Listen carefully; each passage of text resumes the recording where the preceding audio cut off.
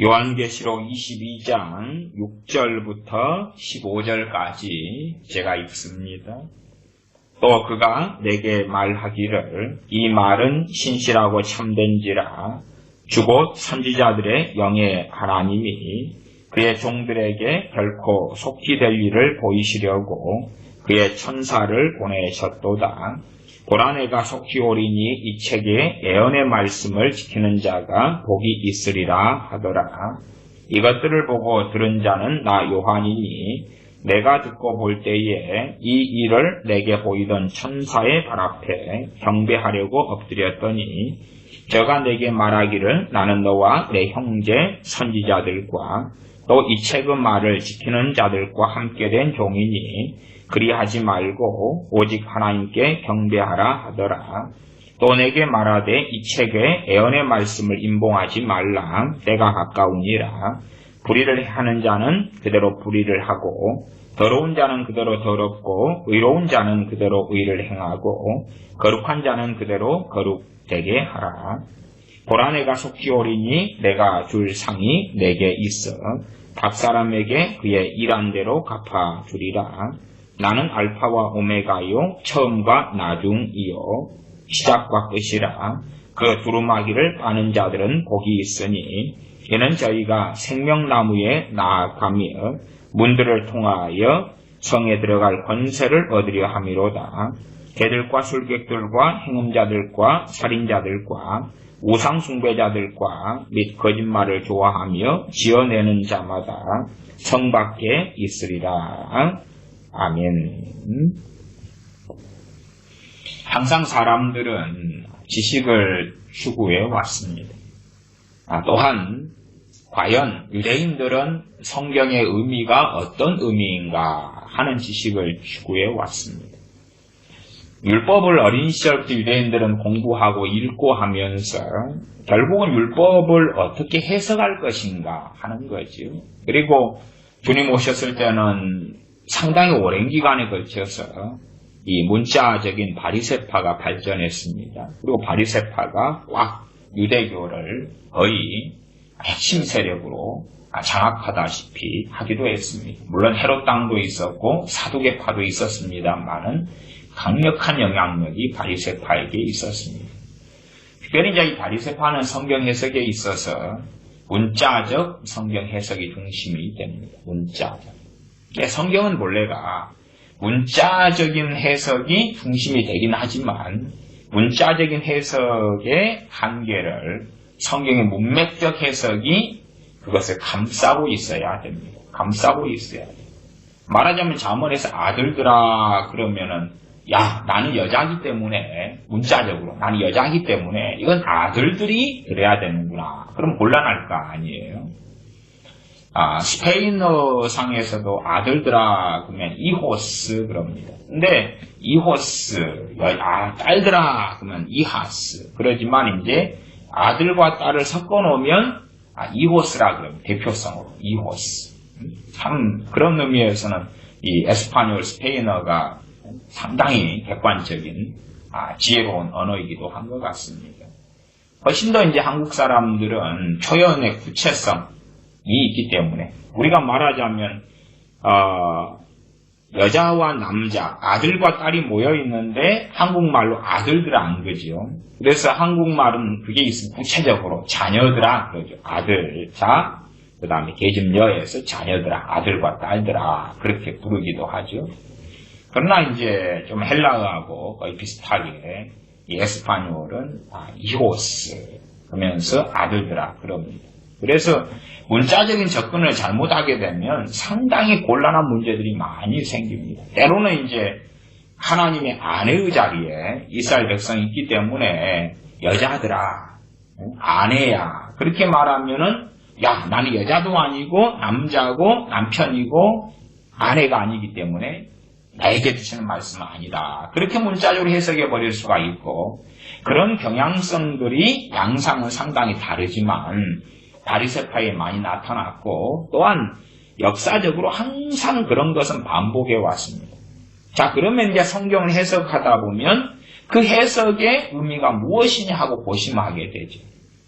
그러면서 항상 존재해왔던 사람들은 어떤 사람들이냐 그러면 성경의 지식을 추구하는 사람들. 성경 본문이 있으니까 본문 해석해야 되죠. 그리고 해석해야 되니까 그 말씀을 알아야 되니까 지식은 필요하죠. 지식은 필요해요. 그러나 이제 말씀을 알아가지고 아는 것은 과정이고 말씀을 알아서 실천하는 것. 실천하는 것까지 이르러야지 열매를 맺는 거죠. 그러나 말씀을 아는 것으로 멈추는 거죠. 아는 것으로 멈추고 거기에서 만족하는 거예요. 거기에서 만족해요. 지식을 추구하는 거죠.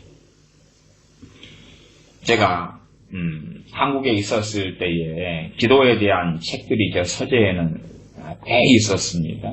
그러면서 이제 선교사로 떠나오면서 기도에 대한 책들을 거의 버리거나 정리해버리고 제가 가지고 나온 기도에 대한 책들이 세어보니까 20몇 권 되나 싶습니다. 이제 기도에 대한 것. 그러면 과거에도 제가 정원 목사라는 사람이 살아있을 때 부르짖는 기도 막 그런 책들을 썼는데 얼마나 비성경적이고 얼마나 잘못됐느냐. 그걸 설명을 책을 펼쳐놓고 하기도 했습니다. 그러면은 그런 영성이다. 그래서 정원 목사 같은 사람이 부르짖는다. 발성기도 어떻게 소리를 내고 어떻게 발성하고 그러면 그건 성경에 있어요? 없어요? 없지요. 없어. 그러나 어쨌든 그걸 추구하고 추종해서 그것이 부르짖는 기도구나. 성경에 말씀하는 부르짖는 기도구나. 발성하고 소리를 내고 그러면서 호흡을 하고 호흡을 내품으면 죄가 나가고 귀신이 나가고 들이마시면 성령이 임하고 등등. 어쨌든 그런 방식을 사람들이 이제 익히려 합니다. 그러나 어쨌든 해석상에 성경에 없는 걸 해석해 버린 거예요. 성경에 없는 거. 그런 부류가 있고 그리고 기도에 대한 책들을 봐요. 중보기도 책을 보고 또 부르짖는 기도 책을 보고 간절한 기도 책을 보고 믿음의 기도 책을 보고 합심기도 책을 보고 기도의 합주에 합심기도죠. 그런 책들 또 회개하는 기도의 책들, 기도문에 대한 책들, 대표기도 책들, 기도에 대한 책들을 많이 봐요. 그리고 거기에서 만족한다는 거예요.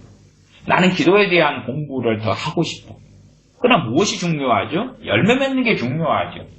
기도하는 삶을 살아야 된단 말이에요. 그러나 그걸로는 밋밋한 것 같아요. 기도하는 삶을 살면. 그러면 주님께서는 그 기도가 주님 안에서 하는 기도가 된다면 우리 기도를 주님 안에서 기도하며 주님과 함께 거하기를 기뻐한다면 주님 보실 때에 너는 기도에 대한 말씀을 안다 그러겠지. 안다 그러겠지. 근데 기도에 대한 책들을 열심히 보지만 기도하지 않아요. 신학교 다닐 때 신학생들이 기도 생활을 거의 하지 않습니다. 물론 제가 다녔던 신학교는 보수적인 신학교여가지고 그래도 어쩔 수 없이 새벽 기도를 다 참여하였습니다. 새벽 기도 참여하기 위해 강당에 가기 전에는 참석자들에게 스티커를 나누어 주었어요. 한 학기가 끝날 때 되면 스티커를 다 붙여서 제출을 해야 됩니다. 그렇게 감시를 엄격하게 보수적인 신학교에서 했기 때문에 그래도 새벽 기도에 참석하는 신용은 냈죠. 예를 들어 새벽 기도를 한 200명 참석했다 그러면은 설교 끝나자마자 5분 안에 다 사라지죠. 사라지고 200명이면 한 50명 미만으로 그래도 과거에 90년대니까 열심히 좀 더 기도하는 그것이 좀 남아있었을 때니까 그래도 한 몇십 명, 20, 30명은 남았어요. 그러나 30분 되면 거의 다 사라지죠. 한 10여 명 남나요. 200명 기도회에서 10여 명, 20명 중에 하나. 그렇게 남고 나머지 다 사라지죠. 보통 그 교회의 새벽 기도도 마찬가지잖아요. 새벽 기도에 한 100명 참석했다 그러면은 교회 차를 대부분 운영하고 어째고 하든지 간에 몇 분 안에 상당수가 다 사라지고 빠져나가고 1시간 기도하는 사람 찾기는 상당히 어려워진 시대가 되었죠. 그러나 점점점 기도하는 사람은 줄어들었는데 기도책은 점점점 많아졌어요. 점점점 기도책이 많아졌다는 것은 저는 그냥 좀 단순화시키면 그렇게 이야기합니다. 수요가 있기 때문에 공급이 있는 거예요. 과거에는 기도를 많이 사람들이 했을 때는 기도책이 적었어요. 출판 시장, 기독교 출판 시장도 규모가 적었고 기도에 대한 책들도 당시에는 번역돼 나온 책들이 많지 않았어요. 제가 80년 후반 이럴 때에 기독교 서점에서 주로 일주일 되면 하루씩은 제가 살고 그랬어요. 책은 안 사도 아침에 가서 서서 앉아서 쭈그리고 앉아서 서점에서 아침부터 오후까지나 저녁까지 책을 보고 오는 것이 제 일과였어요. 특히 대학생 때는 책 살 돈이 거의 없었기 때문에 서점에서 쭈그리고 앉아서 그러면 오후 또 저 청년이 와서 기독교 서점은 이번 주 뭐 토요일이나 하루 잡으면은 A라는 기독교 서점에 가면 또 다음 날은 또 B라는 서점에 가고 과거에는 책들의 재고품이 굉장히 많이 쌓여 있어가지고 옛날 책들 시스템화되지 않았기 때문에 서점들마다 굉장히 감춰져 있던 보물들 같은 책들이 먼지에 쌓인 채 숨어있고 그래서 보물 찾기 하는 재미도 꽤 있었어요. 그래서 서점을 참 많이 기독교 서점을 다니니까 당시에는 이제 책을 보면 모르는 저자가 없다. 이거 다 아는 익숙한 사람 뭐 이런 사람들이었는데 갈수록 출판 시장에 들어가면서 저자도 많아지고 번역된 책도 많아지고 출판사도 많아졌지요. 당연히 그것이 가능한 이유는 사람들이 책을 많이 사는 거예요. 기도에 대한 책이 많이 출판됐어요. 왜요? 사람들이 사니까. 근데 재미난 특징은 반대였다 이 말이에요.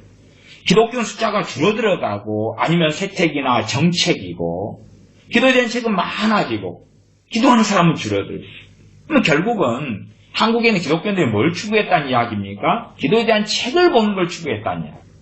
책을 보면서 나는 기도를 하고 있어. 나는 기도를 알고 있어. 말하자면 실천하지 않는 거예요. 어떤 면에서는 자기가 기도에 대해서 실천을 안 하는 핑계를 어디서 찾기 쉬운 거예요? 기도에 대한 책에서. 기도에 대한 책을 내가 그 내용을 배웠어, 읽었어, 공부했어, 아니면 승인했어. 응? 스페인어로 앞으로 말 승인했어. 나는 그것이 옳다고 동의했어. 그렇기 때문에 나는 기도한 걸로 하자. 그래서 기도에 대한 책을 보면은 기도문이 한 몇 개 있다. 그러면 기도문을 가지고 읽으면 되는 거예요. 중보기도 한다. 그러면 리스트 나와 있으면은 하는 거예요. 하면은 시간별로 안 걸려요. 생각해 보세요. 기도 제목 50개 있다. 그러면 한 번씩 쑥 읽는데 얼마나 걸리겠어요. 그래서 이런 기계적인 기도 가지고는 기도의 시간이 길 수가 없는 거예요. 아주 짧고 지루하고. 왜냐하면 하나님과의 관계적인 기도가 아니라 기계적인 기도. 우리가 남편과 아내가 기계적인 대화를 한다고 생각해 보십시오. 기계적인 대화. 그러면 몇 마디 하면 할 말 있어요? 없어요? 없으니까 애들은 뭐해? 공부해. 그러면 밥 먹고 자자. 뭐 해? 드라마나 한번 켤까? 나는 스포츠 볼 거야? 할 말 없는 거예요. 왜? 기계적인 대화니까. 기계적인 대화는 관계적인 대화가 아니면 불편하죠. 말을 많이 하는 게 불편하니까 기계적인 대화는 생각을 해내야 돼요. 어떤 말을 해야 되지? 고심되고 고민되고 그것만 해도 피곤하고 지치지. 그러니까 하나님과의 기도가 제 관계적인 기도를 해라 이런 설교도 여러 편 했습니다만은 기계적인 기도가 되면 뭔 말을 만들어내야 되는 거예요. 마음에서 나오는 기도는 상당히 쉬운데 왜? 진심에서 나오기 때문에. 문제는 이제 그 사람의 하나님 앞에서 진심이 뭔가가 중요해지죠. 그러나 그렇지 않고 기계적으로 정보적으로 지식적으로 나오는 기도는 보고 읽으면 쉽고 아니면 떠올리면 되는 거예요. 그러나 길게 기도할 수는 없어요. 길게 기도하려면 주님께 산상수훈에서 이방인처럼 너희가 중언부언하지 말라. 그렇게 했는데 중언부언은 뭐냐 그러면 되풀이에 마음 진심에서 나오지 않는 기도를 되풀이하고 말하는 거예요. 계속 반복적으로 이방인들은 많이 기도해야 될 줄 아느니라. 그것처럼 했던 말 또 하고 또 하고 또 하고 그래요. 그러나 사실은 진실한 기도도 상당히 비슷해요. 왜냐하면 주님께서 겟세마네 동산에 기도하셨을 때에 같은 기도를 하셨거든요. 또 시편에 있는 기도들도 우리가 그걸로 뭐 하라는 거예요? 같은 기도지요. 같은 기도를 한 번만 쓰고 말아요? 아니지요. 주님 가르치신 주기도문 한 번 쓰고 말아요? 아니지요. 같은 기도지요. 그러나 이방인이 반복적으로 기도하는 것하고는 달라요. 갈멜산에서 엘리야 선지자가 7번이나 7타임씩 한 번에 30분 이상씩을 비가 오게 해달라고 기도하였으나 같은 기도지요. 그러나 그 같은 기도는 하나님 앞에서 같지 않았다 그 말. 그 자식이 이제 부모님한테 큰 불효를 했어요. 그래가지고 뭐 불효라는 게 뭐 어린 자식이니까 동생을 줍해가지고 동생 코에서 쌍코피가 났다. 아니면 코뼈가 부러졌다 합시다. 큰 불효죠. 그래서 이제 형이 부모한테 이제 자식이 동생 일에 대하여 동생을 때린 거에 대하여 이제 잘못하고 빈다고 합시다. 그러면은 관계적으로 비는 것하고 제가 그렇게 개념을 사용합니다. 기계적으로 비는 거다. 기계적으로 비는 것은 부모의 반응하고 상관없이 내 진심하고 상관없이 동생을 때려서 잘못했어요. 동생 코뼈 부러뜨려서 잘못했어요. 쌍코피 흘리게 한 거 잘못했어요. 됐나요? 좀 더 해. 예, 잘못했어요. 용서해주세요. 이번만 용서해주시면 다시는 안 그러겠습니다. 용서해주세요. 됐어요? 좀 더 해. 예. 관계적인 것은 진심에서 나오는 거예요. 진심에서 나오니까, 정말로, 이게 진심에서 나온 것은 잘못을 비는 것이 시간이 오래 걸릴 수도 있고, 짧게 걸릴 수도 있는데, 힘들지 않지요. 그러나 진심이 없다면, 그건 가장 힘든 것이 되는 거예요. 위선을 떨어야 됩니다. 그래서 하나님께서는 우리의 중심을 감찰하신다, 그런 거예요. 그러니까 내 진심이 어쨌느냐가 중요하고, 내 뱃속을 하나님 말씀으로 기경을 해야 되는 거예요. 그래야지만이 사실은 기도에 기본적으로 입문을 한다 아니면은 기도를 잘할 준비가 된다. 자동차가 달리려면 비포장 도로라도 도로를 어느 정도 닦아놔야 되거든. 그래야지 차가 달릴 거 아니에요. 그렇지 나무가 가도 우거졌거나 바다거나 그러면 차가 어떻게 가냐 그러면 바다는 다리를 놓든지 그래야 될 거 아니에요. 아니면 산림이 우거졌는데 차로 못 들어가죠.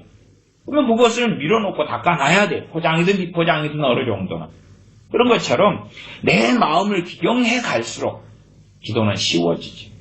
그러나 그런 것은 시간도 걸리고 오래되는 거예요. 나아가서 자기 마음을 바꾸지 않으려는 사람들한테는 자기 마음을 기경하지 않으려는 사람들한테는 큰 고통일 수밖에 없는 거예요. 그건 싫어. 그래서 좋은 기도 제목이 뭐야? 하나님께서 들으시면 감동하실 기도 제목이 뭐야? 우리는 항상 훈련하잖아요. 어떤 훈련을 하냐 그러면은 드라마를 보고 영화를 보고 연속극을 보면 배우들이 뭐 합니까? 거짓말하지. 배우들의 거짓말은 뭐냐 하면 사실이 아닌데 사실인 척 하는 거예요. 둘이 부부가 아닌데 부부인 척. 연인이 아닌데 연인인 척. 부모 자식 간의 관계가 아닌데 그런 척. 그래서 우리가 항상 훈련되는 것 같아. 익숙해지는 거예요. 저들이 연인이 아닌데 연인인 척 헤어지는 연기를 하니까 우리가 보고 가짜인지 알면서도 우는 거예요. 감동되니까. 아니면 부모가 안 죽었는데 죽었다고 장례식 치르는 거예요. 그걸 보면서 가짜인지 아는데 또 진짜인지 알면서 우는 거예요. 그런 것이 우리에게 익숙해요. 그래서 우리 마음의 진심을 덮어버린 채 가식으로 하나님께 나아가는 것이 상당히 익숙해요. 교회 안에 대표 기도를 좀 많이 하다 보면 대표 기도는 누구를 감동시키는 거예요, 결국은? 거기 있는 청중이나 아니면 목사님은 성도들이나 대표 기도하는 장로님은 교인들을 감동시키는 거예요. 가식을 떠는데 익숙하죠. 아름다운 목소리, 웅변체적인 목소리, 경건한 목소리를 내가지고 그러면 가식을 하는데 익숙해요. 마음에서 끄집어내지 않는 건 익숙해요. 저도 상당히 주의하는 게 그런 게 있어요. 누가 뭔가를 목사님 저를 위해서 기도해 주세요. 그러면 예 기도하겠습니다. 그렇게 하기는 쉽죠. 대답은. 문제는 잘못하면 가식에서 나오는 거예요. 기도하겠습니다는 안 하면서 말은 상대방이 듣고 싶어 하니까 제가 당신을 위해서 기도하겠습니다. 제가 당신을 위해서 하나님께 아뢰겠습니다. 감동을 받는데 나는 진짜냐 그 말. 그래서 그런 기도 요청을 받을 때에는 제가 다시 제 마음을 점검해야 돼요. 진짜로 그럴런지. 아니면 사실은 기도하는 마음이 없어요. 기도해줄 마음이 없어요. 그런 사람도 있어요. 해줄 마음이 없는데 해달라는 거예요. 그러면 그때는 이제 사실은 뭐 가식을 떠지는 않고 제가 제 마음에 내가 기도할 때 당신께서 생각나면 기도하겠습니다. 생각난다는 제 전제는 뭐냐 그러면 성령님께서 기도하도록 생각나게 해주시는 걸 이야기하는 거예요. 제가 떠올리는 걸 이야기하는 게 아니라. 그때는 제가 거짓이 아니게 되죠. 상대방이 어떻게 이해하든지 간에. 그러나 이제 어떤 분이 요구했을 때 제 마음에 있고, 저도 참으로 그분을 위해서 요구하기 전에 기도하고 싶은 마음이 있고, 이럴 때는 당연하죠.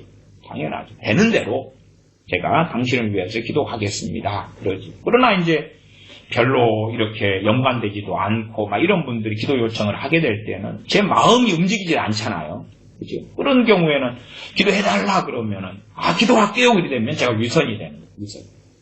그러나 우리는 사람들이 듣기 좋은 말을 하는 것에 익숙하기 때문에 위선을 내 진심이 아닌 것을 쉽게 말하는 거예요. 이렇게. 그렇잖아요. 며느리로 살아온 사람은 시댁 식구 만나면 뭐 해야 돼요? 반갑지도 않은데 어머니 보고 싶었어요. 그러면 그게 나쁘다는 건 아니라 세상 사는 지혜죠. 지혜죠. 그런데 이제 그것에 너무 익숙해지면 우리가 가식덩어리가 되는데 그것이 하나님 앞에서 기도할 때도 작용합니다. 작용해서 내 진심머리에게 나오지를 않아요. 기도가. 그래서 그런 기도가 이제 기계적인 기도, 관계 속에서 기도가 아니고 기계적인 기도. 그러면 기도 제목들을 이제 준비해야 돼요. 왜? 마음에서 기도가 나와야 되고 마음에서 진심 어리게 나오면, 그리고 그 기준은 말씀의 기준이 되면 여러분 주가 깨달아지고 회개가 되고 성령 기도를 도와주시고 그런 도우심을 받을 수 있는데, 그렇지 않으면 성령의 도우심 못 받아요.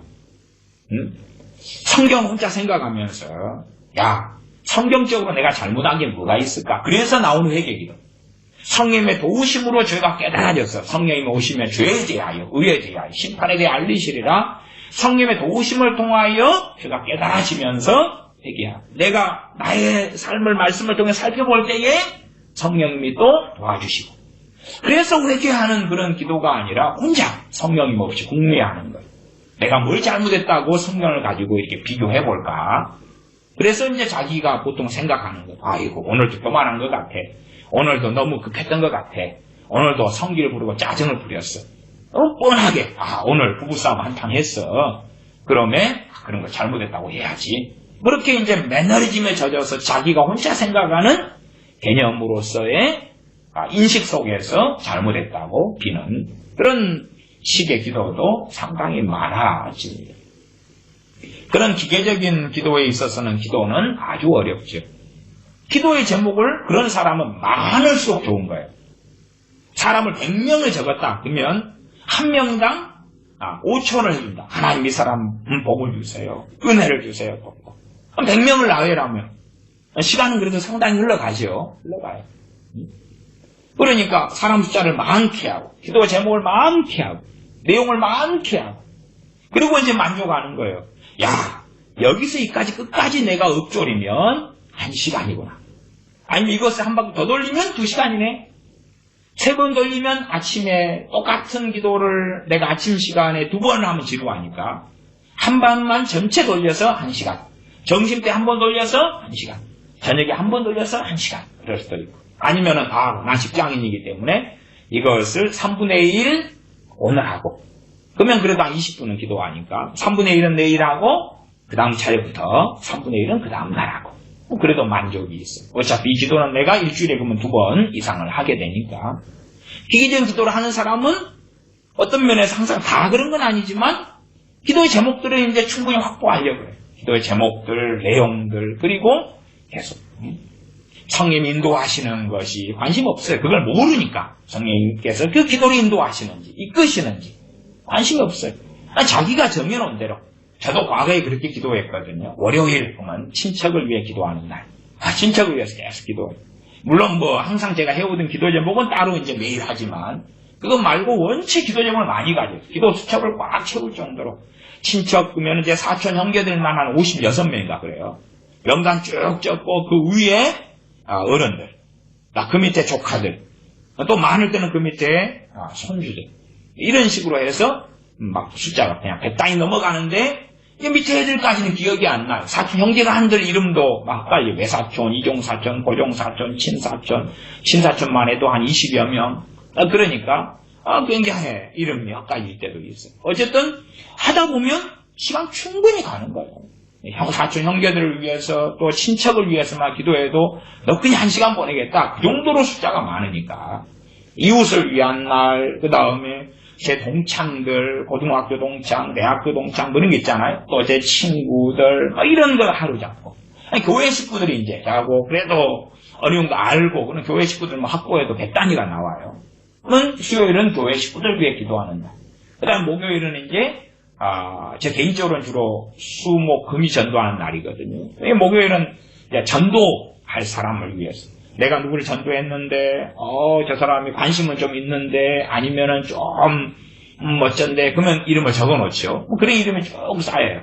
쌓이면 전도 대상자를 위해서 기도하고. 그래서 사실은 별로 성령은 필요가 없어요. 왜 내가 그 기도 제목을 만들어 오거든요. 또 저는 그런 식의 기도를 배웠어요. 선교단체 등에서. 그러니까, 그렇게 하니까 하나님과의 관계적인 기도보다도 정해진 기도, 확보된 기도 제목을 가지고, 생각 안 나면 보면서 이름 쭉 적었잖아, 이름 명단을 적었으니까 명단을 짚어가면서 쭉쭉 가는 거예요. 그리고 저는 이미 80년대에 그랬는데 요즘 들어와서 이제 한 90년 중후반 되니까 중보기도가 유행을 해가지고 그렇게 하더라고요. 반은 그렇게 해요. 그 다음에 반은 도우들이 준 기도 제목을 가지고 기도 카드를 넘겨서 해주는 거예요. 그들이 원하는 걸 해주는 거예요. 원하는 거. 그러나 성령 충만한 사람이 원하는 거라면 하나님과 좀 기도 제목이 맞겠죠. 그러나 성령 충만하지 않은 사람이 원하는 것이라면 하나님과 맞기보다는 틀린 게 더 많을 거예요. 저는 그렇게 믿습니다. 그러나 어차피 그들이 원하는 것을 기도해 주는 거죠. 어쩌겠어요. 건강 문제, 빚 문제, 사업 문제, 자식 문제, 뭐 등등등등. 알코올 중독 문제, 성질머리, 뭐 등등등등. 승진, 뭐 위해서 기도해 주는 거예요. 아니 승진하는 게 나쁜 건 아니잖아요. 승진하는 것만 가지고 정욕적이라고 말할 수 없잖아요. 느헤미야는 승진했잖아요. 그렇죠? 정욕적인 건 아니에요. 그러나 느헤미야 같은 사람이 승진하는 것은 하나님의 은혜 안에 있는 거고, 그러나 대부분의 사람이 승진하는, 대부분의 기독교인들 승진하는 것은 하나님의 은혜하고는 별로 상관이 없을 때가 많은 거예요. 그러나 이제 그 외형만 가지고 우리는 판단할 수 없죠. 저게 주님께서 인도하시는지 그렇지 않는지는 성령의 도우심이 아니면 알 수 없는 거예요. 그래서 성령님이 없이 사는 사람들은 사람들이 원하는 기도를 열심히 해주는 거예요. 다시 이제 처음으로 돌아왔어요. 기도에 대해서는 우리가 기도에 대한 지식을 추구합니다. 예전에 요한 1서, 2서, 유다서 같은 데를 보면 어떤 부분들이 나오냐 그러면 뭐 전체적인 내용과 문맥 스토리상 당시의 사람들 중에서도 상당히 영적 지식을 추구한 사람들이 있었다는 걸 이야기해요. 그것을 초대교회의 이단 중에서 그것을 뭐라고 하냐고 하면 영지주의 이단이라고 해요. 다른 말로는 그노시스라고 해요. 그노시스가 지식이에요. 지식인데 어떤 지식이냐고 하면 영지주의, 그러면 영적인 지식, 영적인 지식을 추구하는 거예요. 영적인 지식을 추구해요. 거기에서 이제 나중에 영지주의가 2세기, 3세기 되면 많이 발달해요. 많이 발달해요. 그래서 우리가 아는 어거스틴 같은 경우가 주님께 돌아오기 전에 마니교에 있었잖아요. 마니교를 통해서도 영지주의가, 그노시스가 굉장히 발달해요. 그래서 이 그노시스에 대한 전체적인 것은 나중에 이집트에서 1945년, 46년 돼가지고 어마어마한 문서들이 발견됩니다. 거기에서 이제 과거에 있었던 영지주의의 전체의 모습, 그 다음에 영지주의가 원체 광범위하게 퍼져나갔기 때문에 영지주의를 통해서 여러 분파, 여러 종류의 이단, 여러 종류의 문제거리들이 많이 일어났어요. 심지어 영지주의에서 한 분파 중에 하나는 그렇게 믿었던 사람들이 있어요. 주님이 십자가에 달렸을 때 주님께서는 진짜 모습이 아니었다. 그리고 죽기 전에 뿅 빠져나간 거다, 실체는. 그런 것들. 별게 다 튀어나옵니다. 공통점이 있지만은 다양성이 훨씬 많아져. 실제로 지금도 우리 정상적인 기독교인이다. 그런데 우리들 가운데도 뭘 추구해요? 영지주의. 지식이죠. 영적인 지식. 그러나 말씀은 비슷하게 이야기해요. 하나님을 아는 지식, 그리스도를 아는 지식, 주님을 아는 지식에서 자라가라고 그래요. 그러니까 그 지식을 같이 사용하니까 거기에서 이제 영지주의는 그 지식이라는 단어를 자기식으로 해석한 거예요. 해석. 참된 생명은 구원은 어디서 얻느냐? 지식을 얻으면 구원이 온다. 그노시스, 지식을 얻으면, 영적 지식을 얻으면 구원이다. 그런 거예요. 그래서 처음이 출발이 그렇게 갔습니다. 지식을 얻으면 구원이다. 제가 조직신학 책 하나를 여기다 앞에다 놔뒀어요. 놔둬서 이게 이제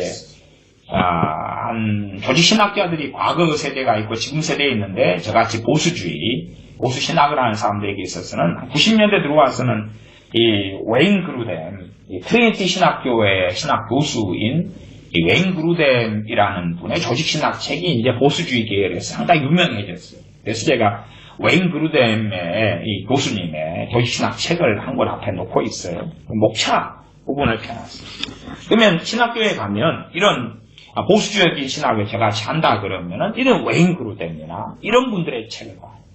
책을 본 다음에 이제 책 목차를 보면 요것은 여러 권짜리가 있고 단권짜리가 있는데 제가 여러 권짜리는 선물해 줘버리고 그 다음 단권짜리만 제가 가지고 왔는데 이 단권의 목차는 조직신학이니까 조직신학 교수니까 조직신학은 신론, 그 다음 인죄론 아니면 인죄론은 인간론과 사람은 누군가 인간론과 죄론 그걸 합치기도 하고 분리시키기도 해요. 죄는 무엇인가? 사람은 무엇인가? 하나님은 누구신가? 신론 인간은 누구인가? 죄는 무엇인가? 그다음 구원론 하나님의 구원의 서정, 구원의 계획 등등등 그다음 기독론 예수 그리스도는 누구신가? 성령론 성령이 누구신가? 교회론 교회는 무엇인가? 종말론 종말은 어떻게 오는가? 그렇게 해서 조직신학이 구성이 되어져요. 간단하게 목차를 읽어드리면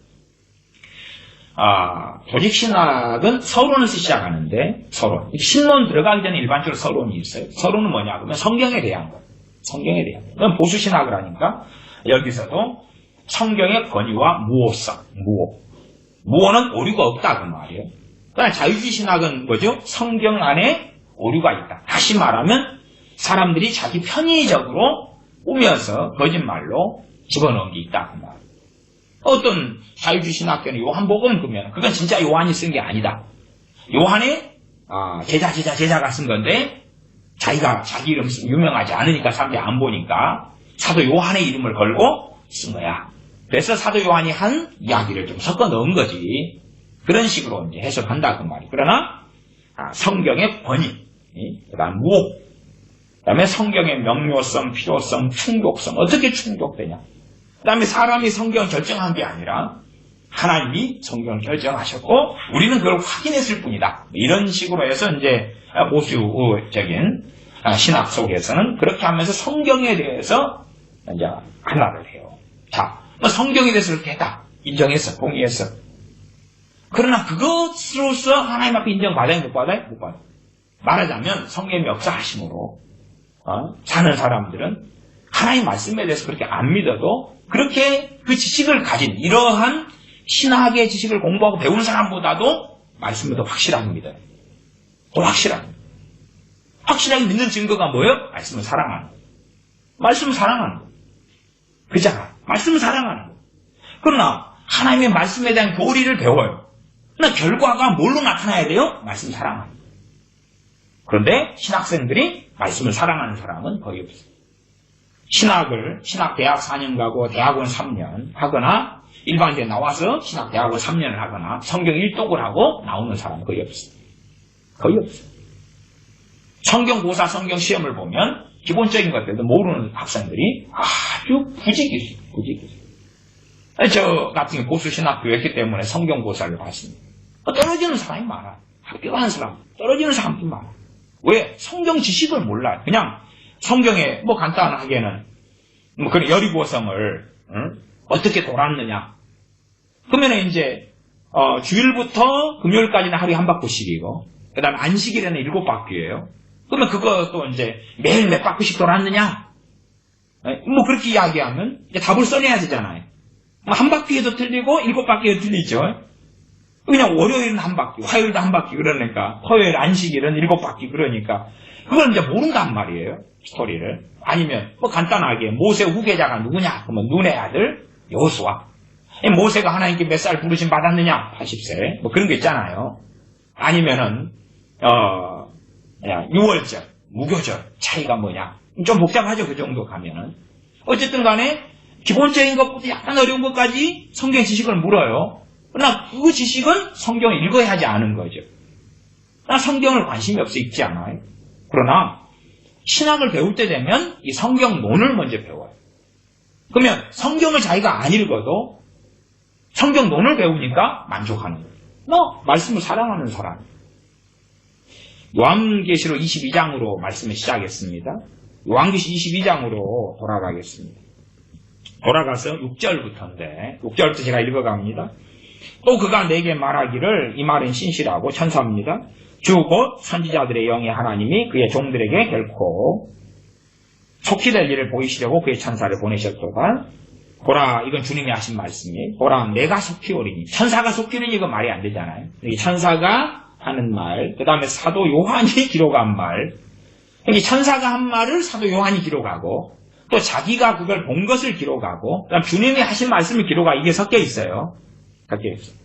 7절은 주님이 직접 하신 말씀이에요. 보라, 내가 속히 오리니 이 책의 예언의 말씀을 지키는 자가 복이 있으리라. 이게 핵심 포인트죠. 제가 요한계시록 해석에 핵심 원리 설교할 때도 한 2번 설교했습니다. 말씀을 지키는 거예요. 지키는 거예요.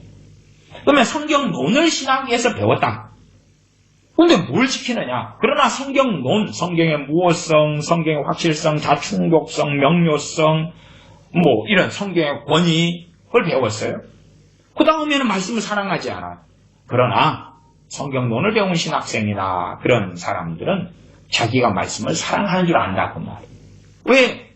성경론이라는 뭘 배웠어요? 지식을, 정보를, 혹은 그 내용을 강의를 듣거나 신학책을 읽었다고 말이에요. 만족. 그리고 묻는 거죠. 보통 교인들에게 당신 성경의 자충독성 알아? 모르는데 나는 알아. 나는 너보다 믿음이 좋아. 당신 성경의 무호성 알아? 이제 신앙생활 좀 많이 한 사람은 무호성, 그건 오류가 없다. 전혀 오류가 없다. 그런 이야기인데 알죠, 단어를. 그러나 이제 그렇지 않은 사람은 무호성, 무호가 뭐야? 무 친구야, 동생이야? 먹는 거야? 성경의 무호성? 성경이 무호하다는 말 뜻이 뭐야? 국어를 좀 아는 사람은 무호라는 단어를 아니까 그렇지만 무오, 없을 무자, 오류, 오자, 오류가 없다 그거죠. 성경의 무호성 알아? 나는 알아. 아니 성경의 무호성도 한 걸음 들어가면 굉장히 복잡한 거거든요. 그게요. 왜 복잡하냐 그러면 성경의 무호성은 성경에 오류가 없는데 무엇이 오류가 없죠? 원본이. 성경 원본이 오류가 없어요. 원본 있어요? 없어요? 없어요. 원본 하나님이가 감춰버리셨는지 숨겨버리셨는지 어디 보관 중이신지 몰라도 원본은 없어요. 사본도 필사본들. 그러나 필사본들 다 모아도 거의 큰 오류 자체가 없어요. 거의 오류 자체가 없어요.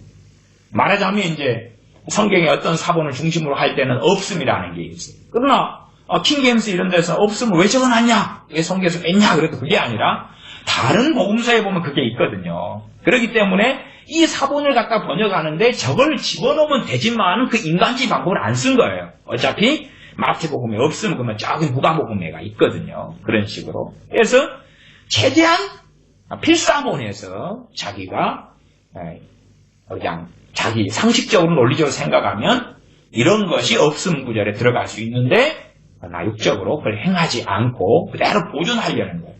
왜? 사본으로 그대로 보존해야지 그러면은 사본의 가치가 떨어져 버리고 섞다 보면 또 딴 사람은 다른 걸 섞거든요. 그렇기 때문에 성경의 번역이 항상 중심에는 직역의 번역이 있어온 거예요. 직역의 번역이. 그러나 의역의 번역이 많이 들어오면서는 이제 성경의 본문보다는 자기 해석들을 집어넣어버려요. 그게 도움이 될 때도 있지만 하나님 말씀의 진리를 파괴해버릴 때가 아주 많지요. 왜? 본문에 있는 것에 자기 해석을 섞어 넣는 것이 의역이에요. 그렇기 때문에 저는 개혁성경 개정 개혁판에 혹은 킹게임스 버전 같은 직역성경을 선호하고 좋아합니다. 물론 의역성경이나 역동적 번역의 성경도 충분히 참조합니다만은 그 안에 어쨌든 해석의 부분에서 옳지 않은 해석들을 집어넣는 경우는 흔하게 발견할 수 있는 상황입니다. 그렇기 때문에 그런 것이 모호하다? 말이 안 되죠. 킹제임스의 이단들이 많습니다. 킹제임스 이단들. 뭐라고 말하면 킹제임스 번역이 무하다 그런 거예요. 아니, 성경 번역이 무할 수 있어요? 무하려면 사람이 무해야 돼. 성경은 하나님의 감동으로 기록된 거예요. 원본이.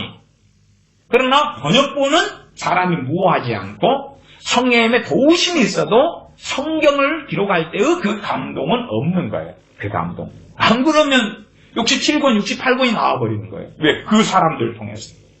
그러니까 킹제임스 그런 주력론자들이 왜 이단이 되고 사이비가 되느냐? 무하다 그러니까. 킹제임스 버전이 무하다 그러니까 무할 수가 없죠. 킹제임스 버전에 오류가 얼마나 많은데 제 서재 책들 가운데도 킹제임스 버전이 어떻게 성경 번역을 잘못한 것 이런 책도 있고 그런데요. 그런 건 많아. 그런 애들은 이제 자기 킹제임스 버전의 어떤 사본의 우수성 이걸 가지고 이제 막 주장하려 그러는데 그것도 모르는 무식한 사람들 속아 넘기기 쉬운데 아는 사람들한테는 야 저건 상당히 무식한 소리구나 하는 걸 알 수 있죠. 그렇게 킹제임스 버전 넘어가려는 사람들은 심지어는 사본학까지도 공부해야 돼. 이게 성경론 있으면 성경론 안에 이제 성경의 무호성, 성경의 권위, 충격성, 자충격성, 필요성 등등등 이제 사본학까지도 가는 거예요. 사본학까지. 그래서 참 킹제임스 버전 같은 극단론자들의 성경 이해나 주장이 많아질 때는 사본학 책을 구해가지고 가르쳐야 될 상황이 되어버려서 제가 전에 우리 교회 성경 공부할 때 제가 사본학 책을 성경 공부하시는 분들 한 권씩 사드리고 그랬어요. 참 쓸데없는 이야기인데.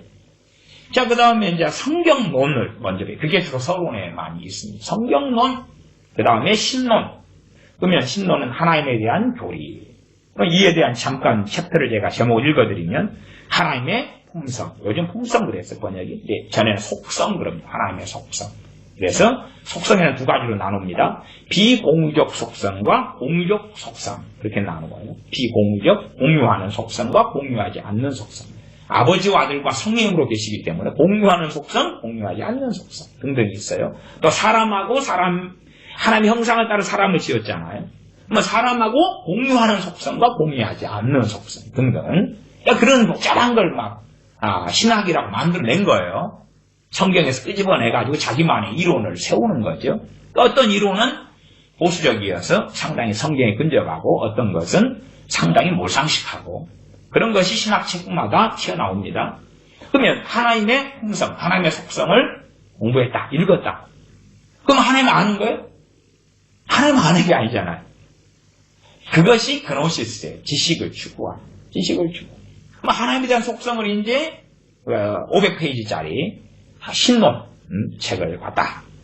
그러면은 성경 66권에 있는 하나님에 대한 것을 다 뽑아내가지고 아니 적당히 그 구절들을 뽑아내가지고 딱 짜집게 한 거예요. 이 정도면 난 하나님을 대강 알아. 얼마나 놀라운 시대입니까? 그래서 그것을 사람들이 원하기 때문에 신학교로 많이 가는 경향이 있어요. 말씀을 지키는 데는 관심이 있는 게 아니라 사실은 성경 지식을 원하는 거예요. 성경 지식. 그래서 실제로 한국교회가 영성운동이 상당히 유행해 왔잖아요. 영성운동이 굉장히 무엇과 유사하냐 그러면은 이 영지주의하고 유사해요. 제가 볼 때 그렇다 그러면 제가 볼 때 여러분은 한번 생각해 보시고 제가 볼 때 이 영성운동이 영적인 지식을 추구하는 영적인 지식을. 근데 문제는 성경이 없는 자기들만의 해석을 하는 거예요.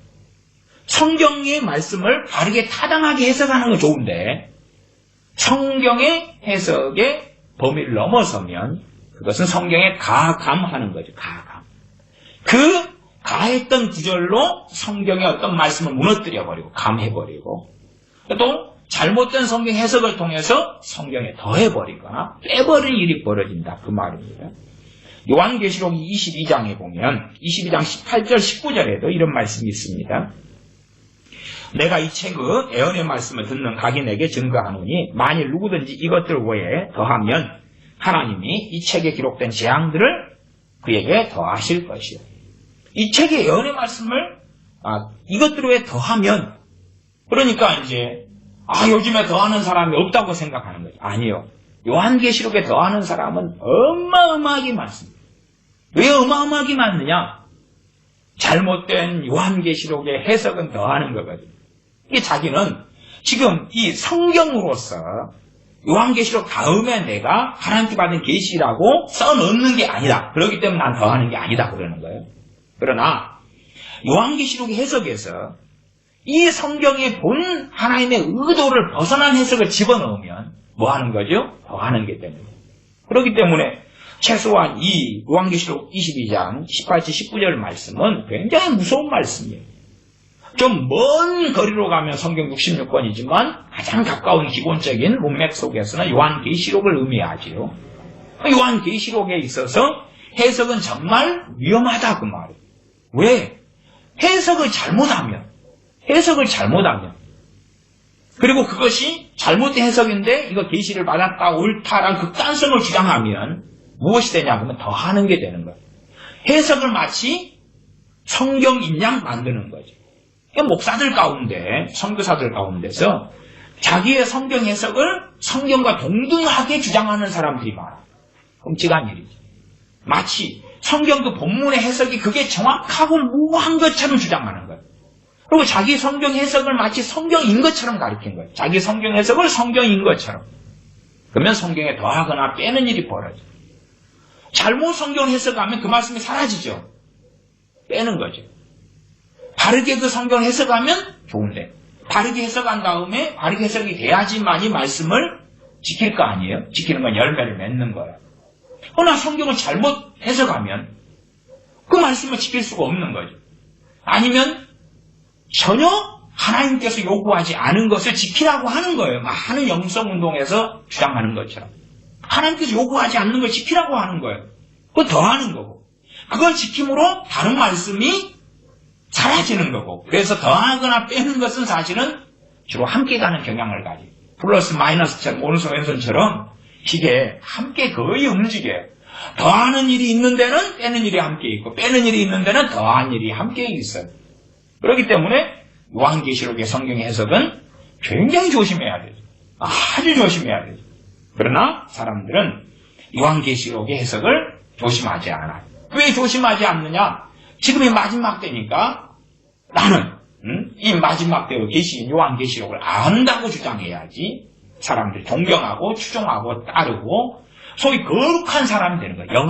영안을 뜬 사람, 영적인 세계를 보는 사람, 하나님과 동행하는 사람.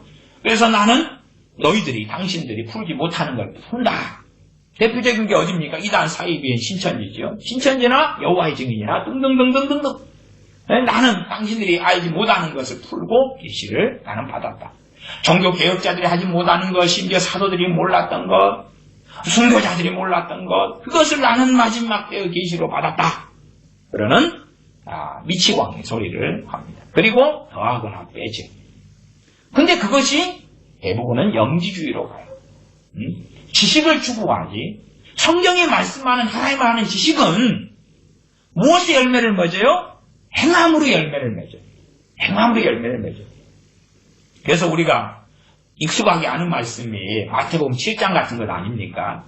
주여 주여 하는 자마다 다 천국에 들어올 것이 아니요 다만 하늘에 계시는 아버지의 뜻대로 행하는 자라야 들어올 것이다.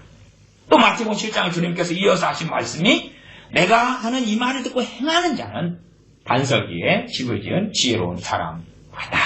비가 오고 창수가 나매 무너지지 않는다. 그러나 내가 하는 말을 듣고 지키지 않는 자는 모래 위에 집을 지은 사람과 같은데 비가 오고 창수가 나매 무너짐이 심하다. 주님이 얼마나 명백하게 말씀하셨습니까? 그러나 말씀을 행하는 것보다는 그노시스를 추구하는, 지식을 추구하는 거예요. 그래서 하나님에 대한 교리, 하나님의 속성, 비공의적 속성, 공의적 속성. 저도 신학 대학원 다닐 때 열심히 받아줬고 시험 보고 했습니다. 그 다음에 삼위일체 하나님.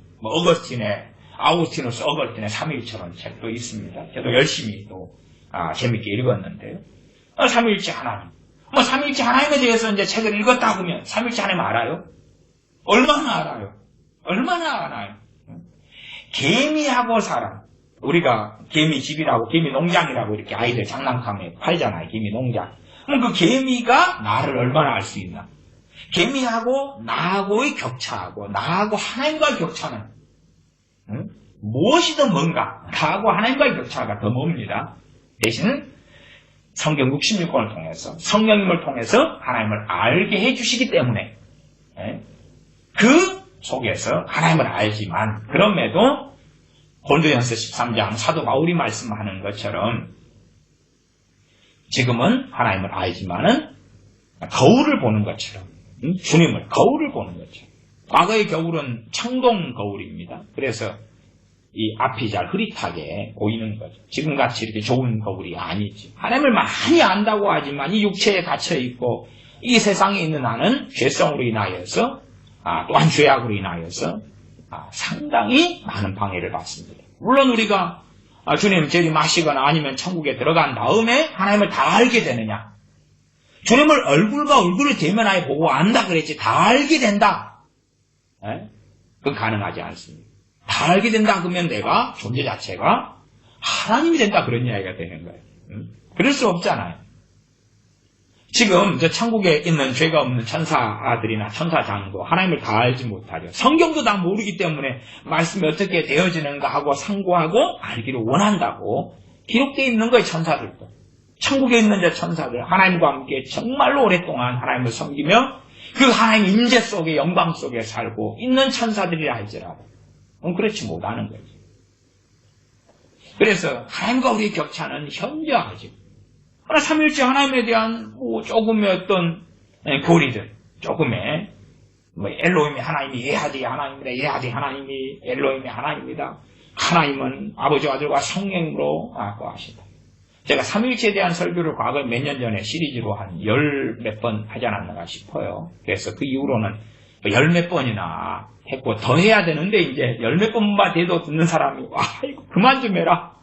그래서 제가 열 몇 번에 더 하려고 하다가 좀 멈췄어요. 어쨌든 그래서 그 이후로는 크게 삼위일체 하나님에 대한 설교를 안 합니다. 열 몇 번이나 아마 제 기억상은 그런 것 같은데 어쨌든 삼위일체 하나님에 대해서 제가 열 몇 번을 설교했든지 100번을 1000번을 설교했든지 간에 성경에 계시던 것도 다 설명하지 못한다. 그런 말이죠. 그러나 이 신학책은 짧아요. 짧아. 그런데 삼위일체 하나님에 대한 책을 한 권 아우구스티누스의 책을 봤다. 아니면 조주신학책의 챕터를 봤다. 내가 아냐. 그러나 신학생들은 목사들은 상당히 많이 안다고 생각합니다. 왜? 당신들 성도님들 하나님의 비공적 속성을 아시나요? 그게 뭐지요? 하나님의 공적 속성을 아시나요? 속성이란 말도 몰라요. 속성 학원인가요? 속성 운전면허 시험인가요? 다른 글자입니다. 그냥 캐릭터, 하나님의 성품, 그러면 쉬울 텐데. 어쨌든, 그래서 이제 하나님, 신론이면 하나님 있으면 창조, 그 다음에 하나님의 섭리, 섭리도 복잡하죠, 섭리. 성경 몇 구절 끄집어내가지고 하나님의 섭리, 하나님의 목적, 그 다음에 이제 천사들, 이제 신론 안에가 하나님의 섬긴 천사들 등등, 사탄, 귀신까지 주로 많이 여기 집어넣습니다. 어떤 데는 이제 귀신론, 사탄론가 가르치는 데도 있는데, 필수 과목은 아니고, 선택 과목 가운데 있는 데도 있지만, 거의 신학교에는 그런 거 없습니다. 귀신론 이런 건 없고, 본래대로 한다면 신론 안에가 주로, 귀신론, 사탄론, 마귀론, 천사론 다 집어넣는데, 크게 가르치지 않습니다. 저 같은 경우도 절신학 배우면서 사탄론, 귀신론, 천사론을 배우지는 않았습니다. 교수님이 안 가르치셨거든요. 그러나 신론 안에 주로 또 넣습니다. 그 다음에 인간론. 인간의 창조, 남자, 여자, 인간, 하나님의 형상, 그 다음에 이제 죄론. 죄는 무엇이고, 죄는 어떻게 들어왔고, 죄는 어떻게 해결하고, 그러면서, 기독론, 주님의 위격, 주님의 인성, 신성, 그 다음에 주님께서 하시는 게 뭐죠? 속죄, 십자가에서 하신 속죄, 주님의 부활, 승천, 재림 등등. 또 재림은 종말론과 또 연결되죠. 그렇게 구원의 교리는 일반 은총이 있고, 특별 은총이 있고, 선택이 있고, 소명이 있고, 중생, 회심, 칭의, 양자됨, 성화, 성도의 견인. 그 다음에 이제, 이 구원론 안에가 어디까지 흘러가냐, 그러면, 심판, 또, 영원한 영화가 있죠. 천국에서 영원토록 사용을 새 땅에서 누리는 것 등등. 이런 식으로 이제 절신학 책이 있다고 말이에요, 책이 있으면, 이런 책을 좀 읽으면 어찌 되는 거예요? 나는 아무것도 행한 게 없어요. 그렇잖아. 그러나 나는, 너희들이 모르는 용어를 배웠고, 당신들이 모르는 신학을 나는 공부했고, 그노시스에 빠지는 거예요. 다른 말로 교만에 빠지는 거예요. 영지주의에 빠지는 거예요. 한 걸음 깊이 있게, 뒤져버리고 마는 거예요. 물론 이런 것이 절대 쓸모없다. 그건 아니에요. 전혀 쓸모없다. 그게 아니에요. 그러나 이런 신학을 배우는 사람들은 이것이 어마어마하게 중요하고 쓸모있다라고 주장한다. 그 말이에요. 거기에서 한국의 부동산보다 10배, 100배 이상 거품을 빼야 된다는 거예요. 생각하는 것처럼 그렇게 큰 가치가 있지 않다. 그 말이에요. 그러니까 신학교를 가면 항상 신학교 교수들이 쓰는 방법이 있어요. 신학교 교수들, 박사들이 쓰는 방법. 왜? 박사들은 학생을 유지해야지 자기 월급이 나와요. 그 다음에 더 많은 학생을 유치해가지고 신학교가 커져야 돼요. 그래야지 함께 명예와 명성을 얻고 최소한 자기가 쓴 책을 교과서로 팔아먹는데 학생이 많아야 되는 거예요. 그렇기 때문에 학생들에게 항상 자부심을 집어넣어요. 자부심. 사실은 대학교도 마찬가지입니다. 그게 서울의 인서울이든 아웃서울이든 지방대든지 자부심을 막 집어넣어요. 그러면 자기보다 덜 떨어진 대학하고 비교를 해야 되는 거예요. 그렇죠? 비교를 해요. 자부심을 집어넣어요. 당신들은 특별한 사람이고 특별한 소명을 받았고 이 신학교에 와서 공부한다는 게 얼마나 축복된 거고 이러한 보수주의 신학이다. 그러면 이것은 아무도 못 배우는 거고 막 얼마나 특별한 거고 당신들은 이 수업실에 앉아있는 것만으로도 하나님의 거룩한 특별한 종속에 들어와 있고 막 등등등등 해가지고 계속 그것을 3년이면 3년, 4년이면 4년, 신학교 4년, 대학원 3년이면 7년 동안 세뇌를 시키는 거예요. 굉장히 전북 좌파의 세뇌하고 그렇게 따지면 차이는 많지만 또 한편으로는 그렇지도 않아. 왜 당신들은 이 신학 지식을 배우고 이 책을 보고 이 강의를 듣는 것만으로도 급격한 거룩함과 급격한 성화가 일어난다. 이러한 레파토리와 전제가 되고야 말거든요. 그렇기 때문에 배우면 배울수록 특별하다 그래가지고 사실은 정상적인 것처럼 배우는데 이미 미혹 속에 깊이 있게 빠져요. 미혹 속에 깊이 있게 빠져요. 이 말하자면 신학교를 다니면서 간단하죠. 작년은 신학교를 안 갔는데 안 성령 충만했어요. 성령 충만하지 않았어요.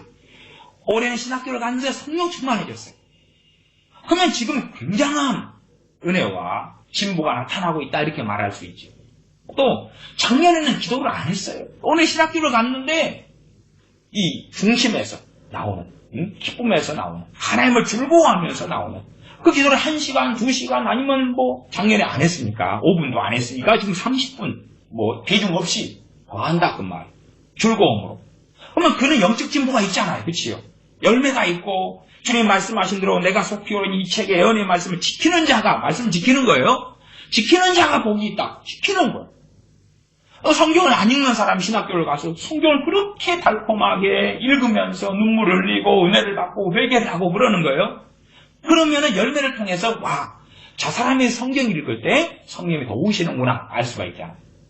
신학교 가서 성경론을 읽었어요. 그러나 작년에 성경을 안 읽은 대로 올해도 안 읽어요. 안 읽어요.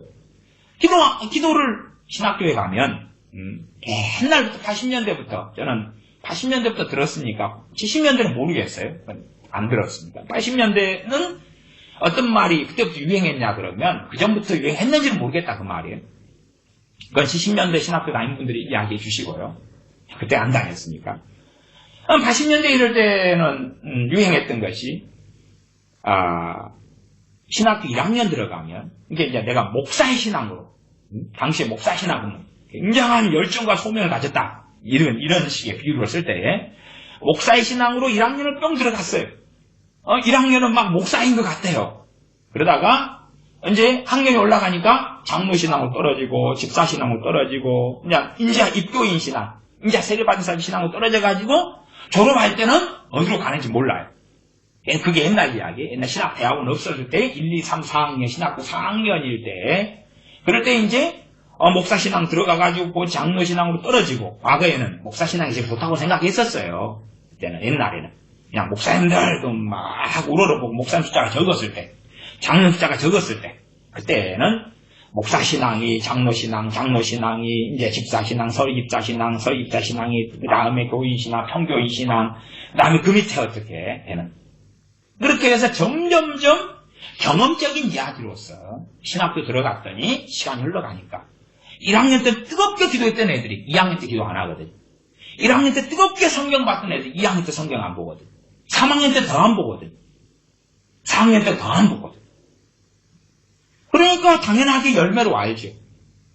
그러면 분명히 신학교 가서 이런 조직신학책부터 시작해가지고 신학책을 본단 말이에요. 이렇게 보고 공부하는데 실제로 이 애언의 말씀을 지키는 자가 복이 있다. 아니면 마태복음 7장으로 주님께서 내 말을 듣고 행해야지 된다. 행하는 자라야. 아버지 뜻을 행하는 자라야 천국에 들어오리라.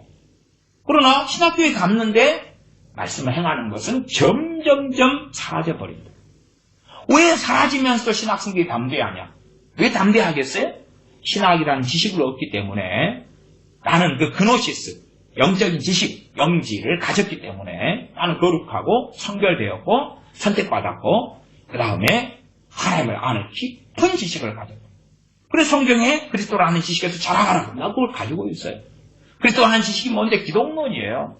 그리스도를 통한 속죄, 인카네이션, 성육신 하시는 것, 주님에 대한 애언들, 주님의 부활, 승천, 재림, 성경을 좀 알아요. 그거에 대한 조직신학책을 읽었어요. 그렇기 때문에 나는 주님에 대해서 알아요. 이상. 그러나 열매가 없는 거예요. 열매가 없는데도 불구하고 계속하여 강의 시간마다 신학 박사들, 신학 교수들 기도 안 합니다. 제 신학 대학원 다닐 때에도 신학 대학 교수든지 신학 대학원 교수든지 기도하는 사람 수십 명 가운데 딱 한 명 있었어요. 수십 명 가운데 딱 한 명. 그건 다 뽀록 나버려요. 왜? 함께 지내니까. 함께 주로 생활할 때가 많고 또 근처에 살면 새벽 기도 오고 안 오면 쪽팔리잖아요. 신학 대학 교수가 되려면 목사가 먼저 되고 박사학위를 받는데 신학교 옆에 살아요. 근처에 집 있는 줄 알아요. 새벽 기도 안 와요. 지가 어디 지라고 합니다. 그 신학 박사님이 어느 교회 담임 목사님이면 이해를 하잖아요. 그러나 이제 그것은 겸임 교수니까 그것도 아니고 이제 신학교의 어떤 정교수, 부교수, 아니면 전임 교수, 전임 강사 이야기를 하는 거예요. 신학교 옆에 사는데 신학 교수가 자기 본업인데 근데 새벽 기도를 안 온다. 그럼 다 뽀록이 나버리는 거예요. 그러니까 수십 명의 교수 가운데 한 명. 근데 그 한 명의 교수님은 절신학 교수님인데 수업할 때마다 알파 오메가는 뭐냐 그러면 방언은 마귀의 것이다. 그게 알파 오메가예요. 방언은 마귀의 것이다. 그리고 방언은 마귀의 것이다 하고 하는 고수 신학교인데 영국 신학교에서 그걸로 박사학위를 가지고 왔어요. 그러니까 자기가 박사학위 받고 논문 쓴 걸 가지고 계속 이야기하는 거예요. 그러니까 당황스럽죠. 기도하는 사람은 박사님 중에서 교수님 중에서 교수 목사님 중에서 한 명인데 그 양반의 신학은 또 이상한 거예요. 결론은 뭔가요 도대체? 그래서 과거의 결론은 버킨 겁니다. 그 광고도 나왔어요. 희한하죠. 사람들이 점점 명주주의에 빠지는 거예요. 기도에 대한 책은 이제 수요가 많으니까 공급이 많은 거예요. 요즘엔 사람들이 중보기도를 좋아하거든요. 근데 중보기도 책이 어마어마하게 쏟아져요. 쏟아지는데도 잘 팔려요. 쏟아지는데. 그러나 기도는 당연히 더 안 하죠. 그노시스에 빠졌으니까 책은 보는데 실천은 안 합니다. 사람들은 성경을 알기를 좋아해요. 알기 좋은 건 좋은 거예요. 성경을 여러분이 읽을 때 되면 상당히 좋은 성경 읽기표가 맥체인, 로버트 맥체인일 거예요. 맥체인 성경 읽기표가 상당히 좋아요. 물론 성경 읽기표 없어도 괜찮아요. 주로 근데 이제 맥체인 성경 읽기표 같은 것은 구성이 어찌 됐냐 그러면 1년을 성경을 읽으면 신약은 2번, 구약은 1번 정도 돌아오게 되어 있어요. 신약은 1번 읽고 그 다음에 구약은 2번 읽도록 이렇게 맥체인 성경 읽기표, 맥체인이라는 젊은 목사님이 그렇게 이제 읽기표를 만들어가지고 자기가 성경을 읽었어요. 저도 맥체인 그 목사님의 전기만 지금 막 3권 가지고 있나? 그런데 맥체인 성경 읽기표를 영국의 유명한 마틴 노이온스 목사님이 소개를 했어요. 그러면서 전 세계에 이제 굉장히 알려진 성경 읽기표가 됐어요. 우리가 창세기 읽을 때 되면 창세기 쭉 읽어오니까 밉니다니까 창세기 읽을 때 같이 오늘 창세기 읽었으면 오늘 창세기 한 2장 읽었다 하면 이제 오늘 마태복음 한 2장 읽고 이렇게 같이 읽는 거예요, 같이. 그래야 균형을 이루니까. 그런 식으로 이제 대신에 구약 한 장 읽으면 신약 2장 읽고, 아니면 구약 구약 2장일 때 신약 2장 되면 비슷할까요? 신약 한 장일까? 어쨌든 뭐 그런 식으로. 그래서 시편도 한 2-5번 돌아오고 구성되어 있어요. 근데 하루에 주로 신약과 구약을 함께 있는 이제 이런 식의 구성으로 되어 있기도 해요. 어쨌든 우리가 성경 읽기 하는 건 좋아요. 주로 이제 하루에 4장 읽나요? 그러면 4장 정도 내가 읽는다. 구약과 신약을 같이 번갈아 4장 정도 읽는다. 그러나 말씀을 내가 그러면서 그 뜻을 추구하지만, 뜻을 추구하는 건 좋고 중요하지만, 그러나 주로 말씀을 이해하고 아는 것이 그 말씀을 가지고 내가 어떻게 살아야 되는 것과 상관이 없다. 상관이 없다면 내가 성경 읽는 것은 과연 무엇인가 하는 거예요. 그러니까 사실은 우리의 그 죄성이라는 건 그런 것 같아요. 우리의 죄성은 성경 읽으면서 어떻게 하면 이 말씀을 실천하지 않아도 실천한 것으로 퉁치고 부드럽게 넘어갈 수 있느냐의 관점으로 이 죄성이 자꾸 작용하는 것 같아요. 죄성. 말하자면 겸손과 교만에 대한 본문이 있으면 최대한 내 교만은 감추고 나를 겸손하다는 쪽으로 끌고 가는 거예요. 그렇게 해가지고 싹 감춰요. 그 다음에 마귀가 틈타지 마라 그러면은 마귀가 틈탄다 그런 부분에서 아이고 뭐 이런 일은 나한테 없었던 것 같아. 그런 게 있잖아요. 마귀가 틈타지 마라 그러면은 틈타는 것이 내 생활 속에서 보여야 될 텐데 어제도 무슨 상황 속에서 아니면 오늘 무슨 일 속에서 틈을 탈 수 있을 뻔했어. 그런 거 있잖아요.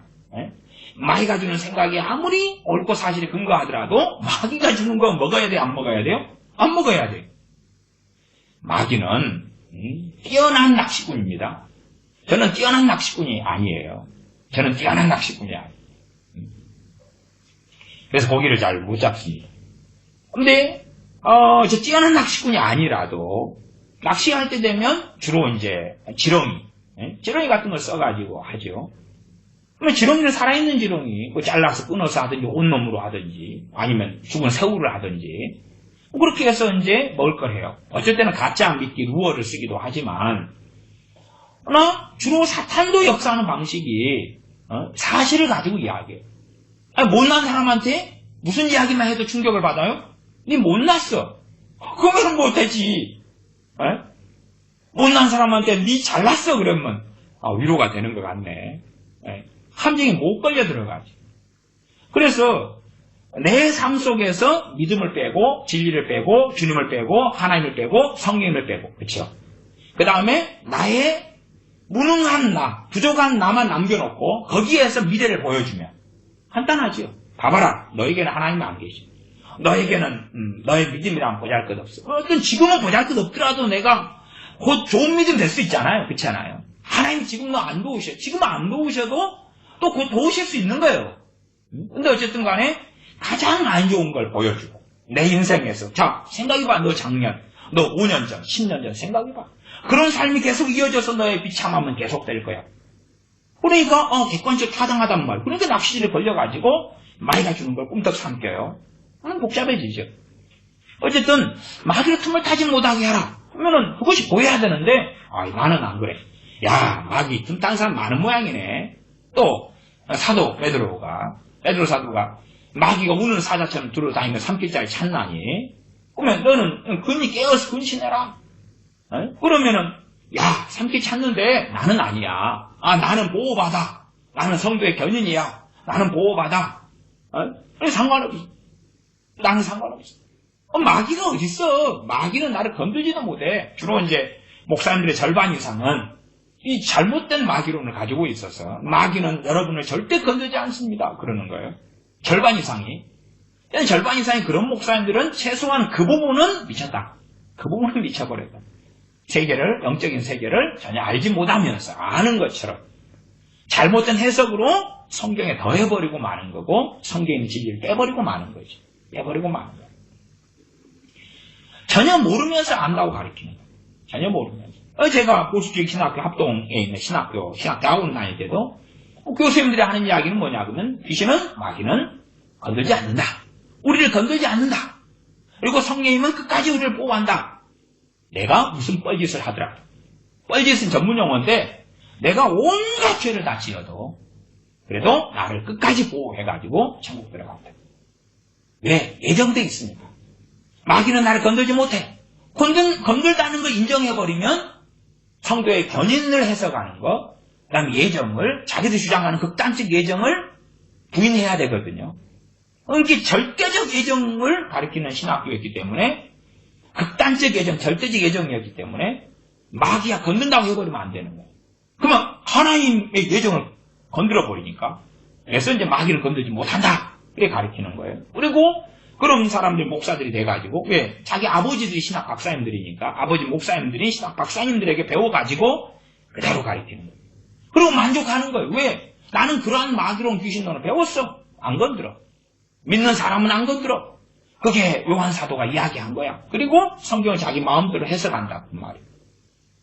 지금은 점점점 이런 이 그노시스가 발달하니까 신앙 서적이 얼마나 많아집니까? 신학책도 얼마나 많아지는지 몰라요.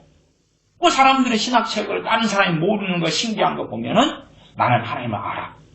그리고 성경도 열심히 읽는 사람도 많이 생겨요. 성경 통독운동도 일어나요. 교회에서. 오래 해왔어요. 성경 필사운동, 통독운동.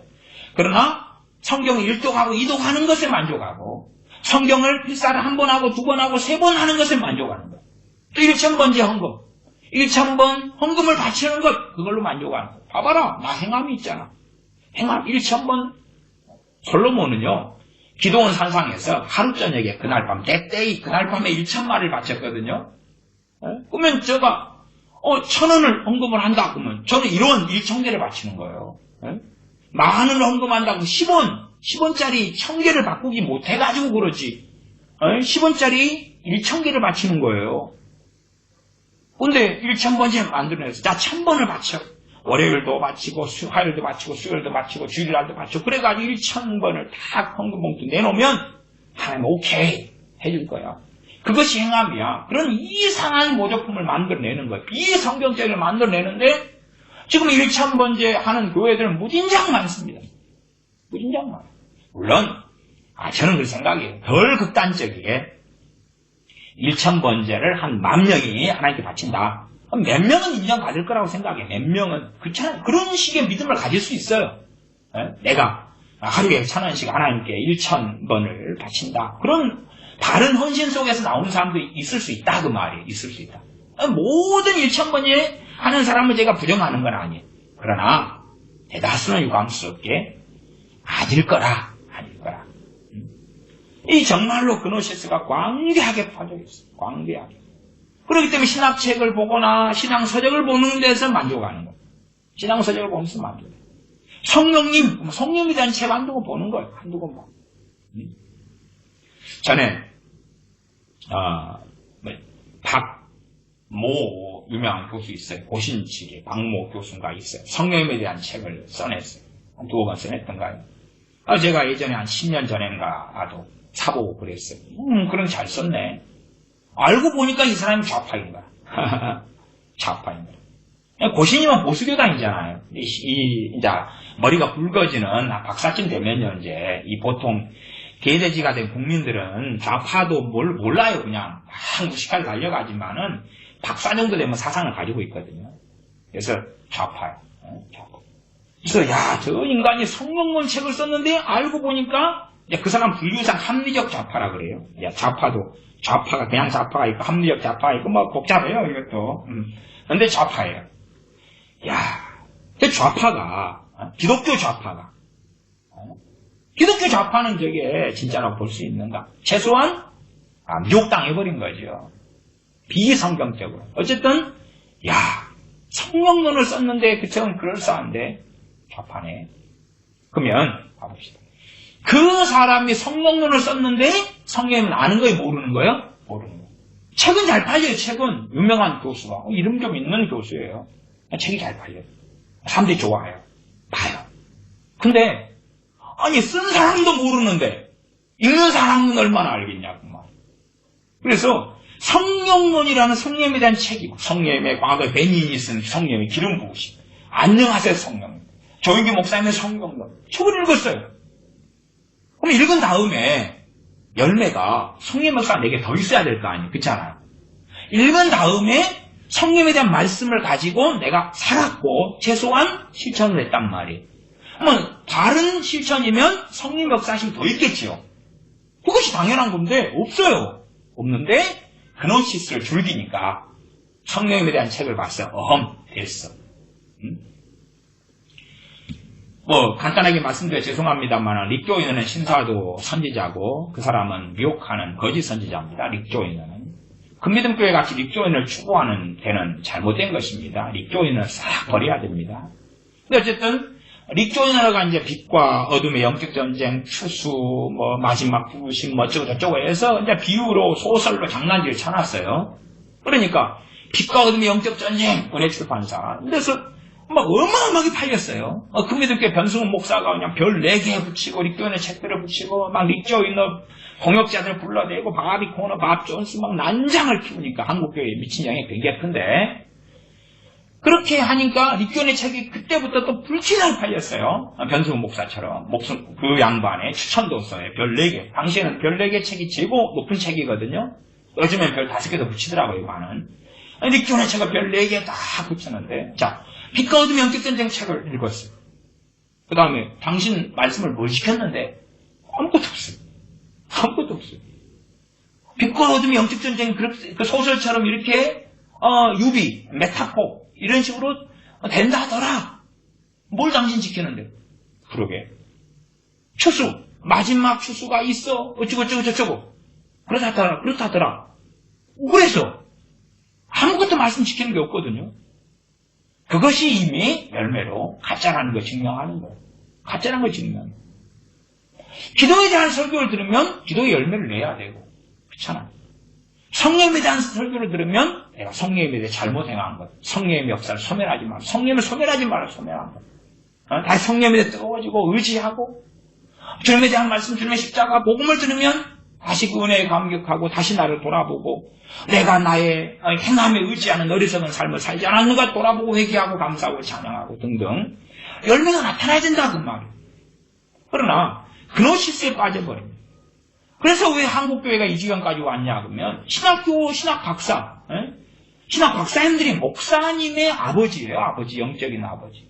신학 박사님들 다 목사님들이에요.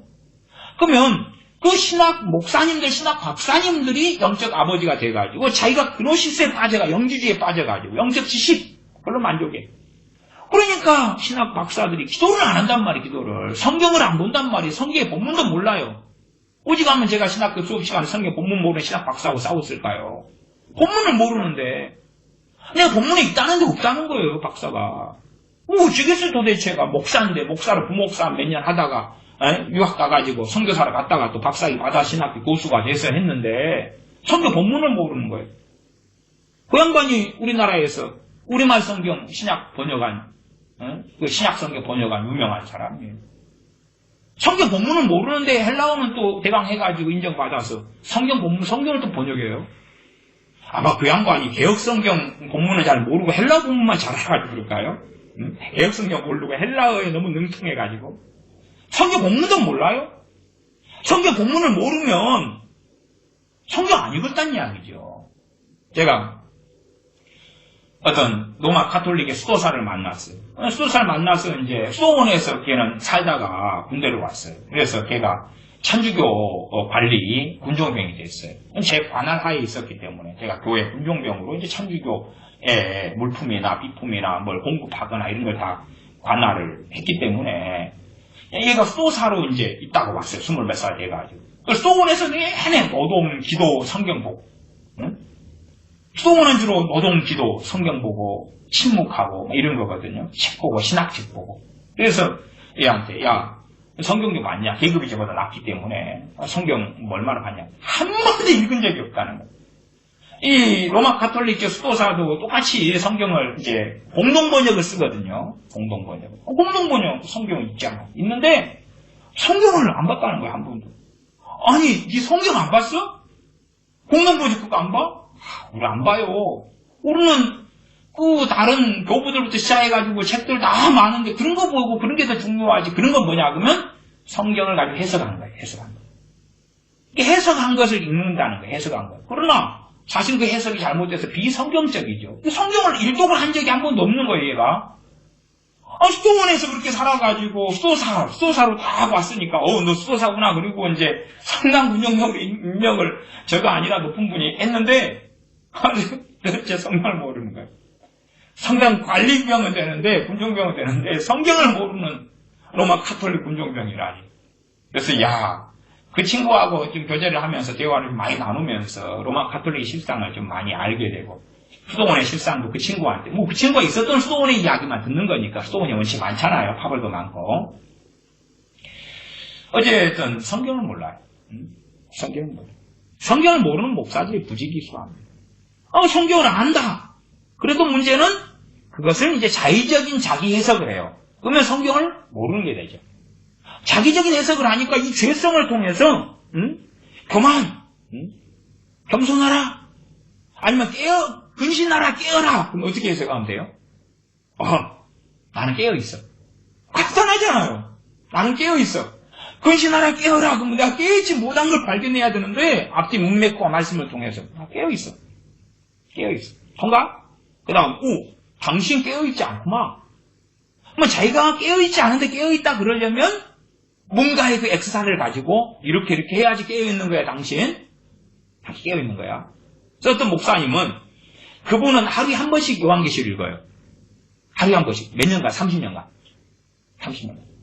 근데 자기는 주님이 계시하셨다는 거예요. 니는 하루에 한 번씩 요한계시를 읽으라고. 30년 동안. 그러니까 그분 입장에서 깨어있는 게 뭐예요? 이제 말세니까 하루에 한 번씩 요한계시를 읽어야 돼요. 나는 30년 동안 주님의 거룩한 지시와 명령을 받았어. 30년 동안 요한계시를 빠짐없이 매일 읽었어. 그러니까 30년 읽었으니까 1년 되니까 305번 최소한. 그렇죠? 거기에다가 이제 3 곱하면은 그러면 1000번 넘고 30년 되면 얼마예요? 40번이 넘나요? 얼마나 영험합니까? 얼마나 영험해요? 얼마나 신령해요? 또 어떤 분은 하나님께서 자기한테 민족재단을 쌓으라 했다는 민족재단. 대한민국, 한민족 민족재단을 쌓으라 했잖아요. 민족재단을 위해서 밤 12시에 기도하라. 10년 전에 명령하셨는데 아무리 바쁜 날도 명절도 안 빠지고 기도했다는 12시에. 어쩔 때는 5분, 10분 기도한 적도 있지만 어쨌든 밤 12시에 민족재단을 쌓으라고. 그러니까 자기는 근신하라 깨어라 성경이 있는데 자기는 깨어있는 거예요. 왜? 민족재단을 쌓고 있잖아요. 거룩한 지시를 받아가지고. 성경에 가면, 성경이 아니라 천국에 가면 누구끼리 모여 살아야 돼요? 민족끼리. 근데 놀라운 것은 아담 할아버지는 무슨 민족일까요?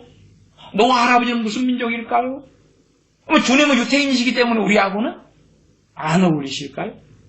사도 바울이 유태인이기 때문에 우리하고는 빠이빠이? 민족주의는 성경에 없어요. 세상 사람들은 민족주의를 가지는데 민족주의는 없어요. 민족주의가 있으면 너희는 온 천하에 다니는 복음을 전파하라. 그래요? 안 그래요? 안 그래요. 민족재단을 쌓으라? 민족재단을 쌓으라? 그렇게 계시받은 사람이 대한민국은 아주 많습니다. 아주 많은데 저는 그 100%를 다 부정하지는 못하겠는데 최소한 8, 90% 이상은 믿지 못하겠다. 분명히 저거 거식일 거다. 전라도 거식입니다. 하나님은 민족주의자가 아닙니다. 독일은 제국주의, 일본은 제국주의, 천황주의, 등등등등 공산주의, 민족주의, 중국의 한족, 우월주의 등등등 하지만 하나님은 민족주의자가 아닙니다. 하나님은 유대인이나 헬라인이나 종이나 자유자나 차별이 없게 하셨습니다. 심지어 하나님은 유대주의자도 아니십니다. 지금은 유대주의가 굉장히 강성하게 일어납니다. 저는 유대주의도 아니고 반유대주의도 아닙니다. 상당히 재미난데 전에 최근인데도 좀 달이 지났지요. 이스라엘에서 이스라엘 사람들의 유대인들의 나라만 이스라엘 사람들의 나라만이 이스라엘이다 선포했어요. 법안을 통과했던가요?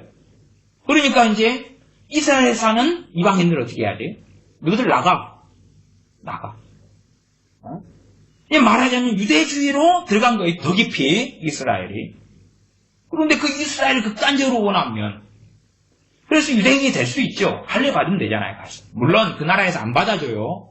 안 받아줘요. 아니, 이민 가려는데 이스라엘이 받아줘요? 안 받아주잖아요. 관광은 받아줘도 이민 안 받아줍니다. 혹은 받아줄 수 있겠죠. 알아서 해보세요. 그런데 한국 교회 안에 유대주의자들이 많아요. 점점 많아져요. 유대주의자들. 유대인 그래요. 근데 유대인들은 우리 이방인이라고 싫어해요.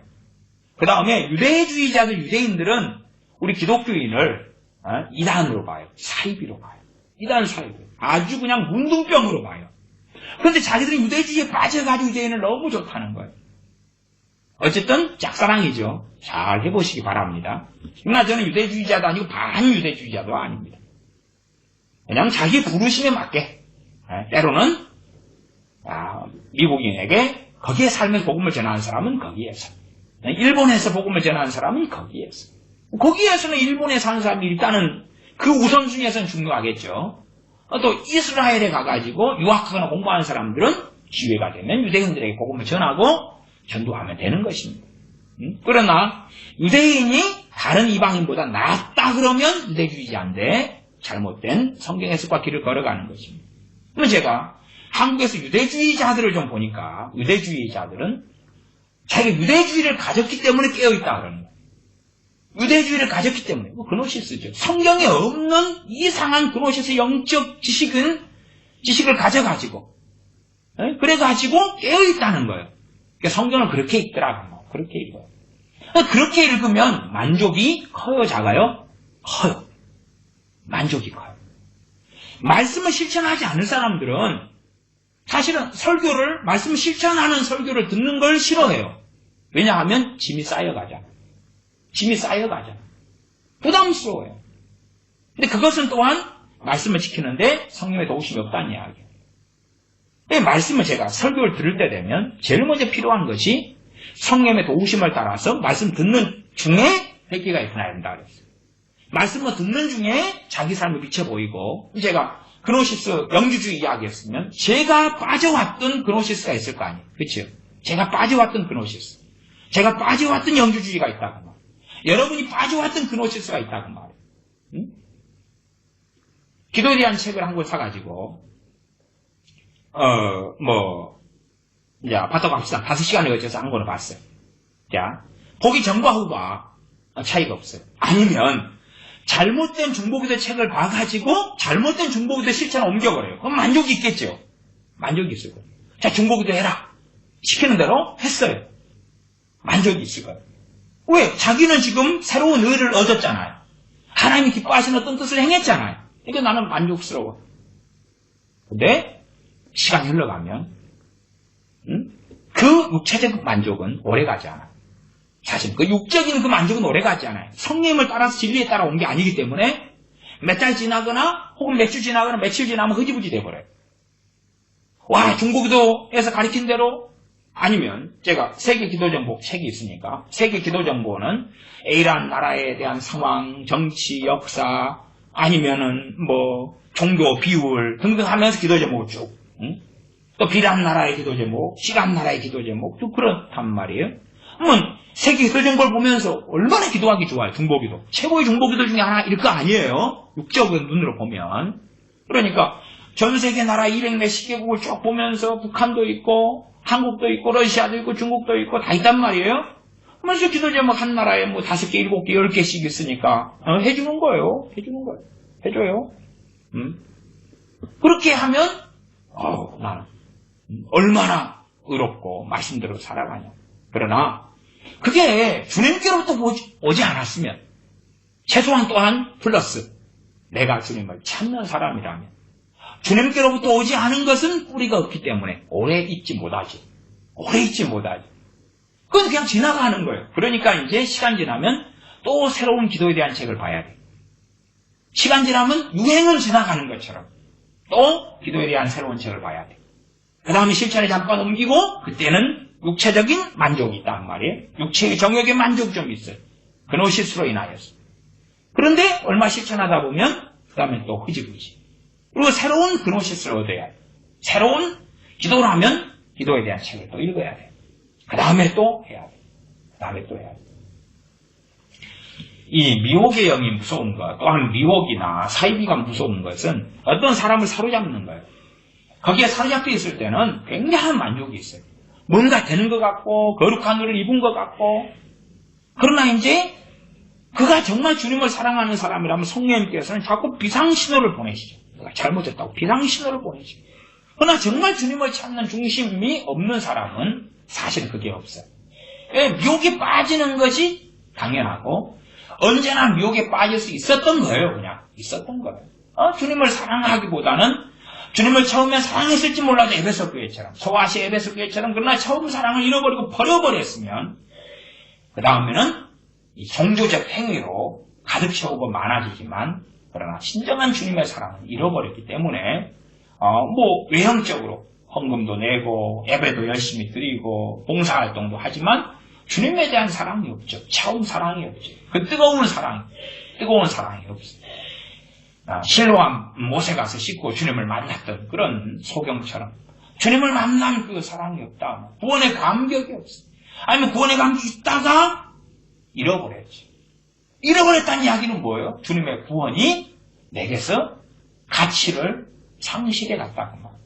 내게 더 가치가 있는 뭔가가 나타나고 있는 거예요. 나타나고 있는 거예요. 한국같이 복지 사회라면 더 가치가 있는 게 뭐겠어요? 돈, 복지. 죽을 때까지 펑펑펑펑 써도 자식한테 충분히 물려줄 돈이 있는 것. 그러나 과거에 참 가난했던 대한민국의 시대 속에서도 처음 사랑을 가졌던 사람은 초막이나 궁궐이나 상관이 없었다고 말이에요. 초막도 주님과 함께 있으면 궁궐보다 나았고, 궁궐에 살았으나 주님과 함께 있지 않으면 초막보다 못했다고 말이에요. 그 어디나 하늘나라.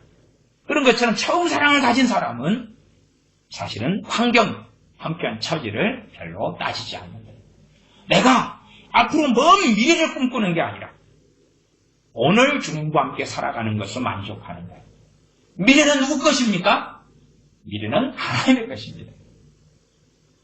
그렇게 경고하시잖아요. 야고보서 등도 말씀하시잖아요. 너희가 어느 성에 가서 어느 마을에 가서 장사하러 가가지고 어느 마을 나라에 가가지고 1년을 유하면서 이렇게 할 거다.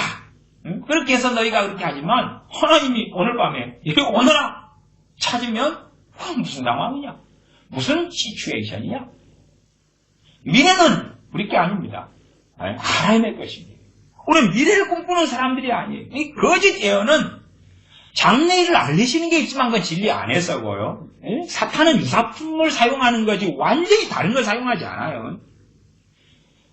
요즘 중국은 심지어는 기술이 좋아져가지고 가짜 계란을 만들어서 팝니다. 근데 가짜 계란을 보통 봐가지고 구분이 안 돼요. 가짜로 계란을 만들었어요. 진짜하고 보면 똑같은 거예요.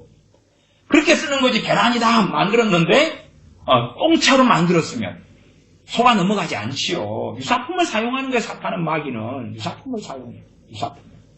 유사품을 가지고 미혹하고 속이는 거예요. 그러나 가짜는 채워줄 수 없죠. 마귀가 주는 유사품은 열매를 맺어낼 수 없는 겁니다. 우리는 그노시스에 빠지면 안 되고 영적 지식에 빠지면 안 되고 어떻게 하든지 말씀을 듣고 내가 실천하고 깨닫고 실천하는 거예요. 그래서 주님께서도 이 마지막 사도 요한 또한 성경의 마지막 장 요한계시 22장에 오라 내가 속히 오린 이 책의 예언의 말씀을 지키는 자가 복이 있다. 그렇게 말씀하시는 거고, 또한 10절로 건너뛰면 또 내게 말하되 이 책의 예언의 말씀을 임봉하지 말라 때가 가까우니라. 불의를 하는 자는 그대로 불의를 하고 더러운 자는 그대로 더럽고 의로운 자는 그대로 의를 행하고 거룩한 자는 그대로 거룩하게 되라. 참 천사의 메시지일 텐데도 이건 하나님께서 하게 하신 말씀이죠. 천사를 통해서도. 그러나 상당히 엄중하죠. 굉장히 엄중해요. 또 반면에 어떻게 이렇게 사랑이 없냐? 매몰차냐? 그런 거지요. 불의를 하는 자는 회개하고 돌아와라. 그런 말씀 또 딴 성경이 있어요. 여기서는 이제 불의를 하는 자는 그대로 불의를 하고 결국은 말씀을 어기는 것이 불의죠. 불의. 더러운 것, 말씀을 어긋나서 하나님 기뻐하지 않는 죄악을 행하는 것. 결국은 행함을 이야기하는 거예요. 행함을 이야기하는 거예요. 또 의로운 자, 거룩한 자, 거룩한 삶, 의로운 삶을 살아야 한다고 말씀하는 거예요. 12절 보라 내가 속히 오리니 내가 줄 상이 내게 있어 각 사람에게 그의 일한 대로 갚아주라. 일하는 게 뭡니까? 말씀대로 사는 거지. 말씀대로 사는 거예요.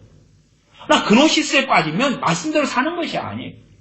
저는 교회에 목회하면서도 성경 공부를 참 많이 했습니다. 성경 공부를 많이 교회 식구들과 했다 그 말이에요. 그래서 성경 공부하는 시간이 어떨 때는 제게는 가장 즐거운 시간이 됐을 때들도 있었습니다. 그러다가 성경 공부를 어느 때부터는 하는 것이 굉장히 힘들어가지고 그만두었습니다만 막 성림 역사 굉장히 강할 때는 주일날에 제가 수년을 성경 공부를 인도하고 했을 때 자유롭게 이제 제가 목회하던 교회에서는 성경 공부 하실 분은 남고 안 하실 분은 가시고 그런데 제가 한참 막 은혜가 있고 성령 역사하심 있고 이럴 때는 주일 오전 예배, 오후 예배 말씀을 전하고 하는 것보다 성경 공부가 그렇게 기다려졌어요. 성경 공부를 그때 하신 분들은 오후 5시에 얼른 갈 사람들 빨리빨리 보내버리고 그다음 5시에 시작하면 밤 12시까지 하고 그랬거든요. 성경 공부 밤 12시까지 오후 5시 시작해가지고 얼마나 재밌었는지 몰라. 하다가 저녁밥 같이 얼른 먹고 또다시 하고 밤 12시 넘어가지고 끝나는 거예요. 근데 성령 역사 있으니까 얼마나 재밌고. 그러나 정말 그노시스에 빠진 성경 공부가 있어요. 그노시스에 빠진 성경 공부는 그게 유익한 것 같은데 결국 성경 공부라는 것은 필연적으로 뭘 가져오죠? 해석이라는 열매를 가져와요. 행함이라는 열매 이전에 해석이라는 열매를 가져와요. 그래서 요한계시록 22장 18절 19절 읽었던 것처럼 이 책의 말씀에 더하거나 빼거나 뭘로 더하거나 빼죠? 해석을 통해서. 더하거나 빼는 방식은 뭐죠? 잘못된 해석을 이야기해요. 잘못된 해석. 참 놀라운 것이 대한민국에는 상당히 많은 은사자들이나 목사님들이 자기가 가브리엘 천사, 미가엘 천사를 조종할 수 있다는 거. 부르면 온다 하는 거예요. 그런 사람이 많아요. 그러나 여기는 가브리엘 천사, 미가엘 천사도 아닌 것 같은데 사도 요한이 보고 천사 앞에 경배하려고 엎드려버려요. 그 정도로 천사의 가지고 있는 영광이 압도돼 버리는 거예요. 압도돼 버리는 거예요. 주님의 마지막 사도 요한조차도 이 천사에게 압도돼 버리는 거예요. 근데 세상에나 지금 시대에는 사도 요한보다 위대해. 그러면서 미가엘 천사다. 이리 와. 귀신 쫓아내. 오늘 심부름 좀 해줘. 그렇게 하는 사람들이 한국에만 해도 부지기수로 많습니다. 그래서 놀라워. 그렇게 한다고 이제 목사가 돼가지고 설교하니까 나 이번에 어제 미가엘 천사 불러가지고 했습니다. 당신에게 좀 귀신 역사 안 해요? 내가 지금 가브리엘 천사 불러가지고 쫓아내 줄게요. 그러면 교인들 들을 때 위대하다. 거룩하다. 그럴 거 아니에요? 더하거나 빼는 거죠. 그러나 개돼지들은 속아 넘어가는 거죠.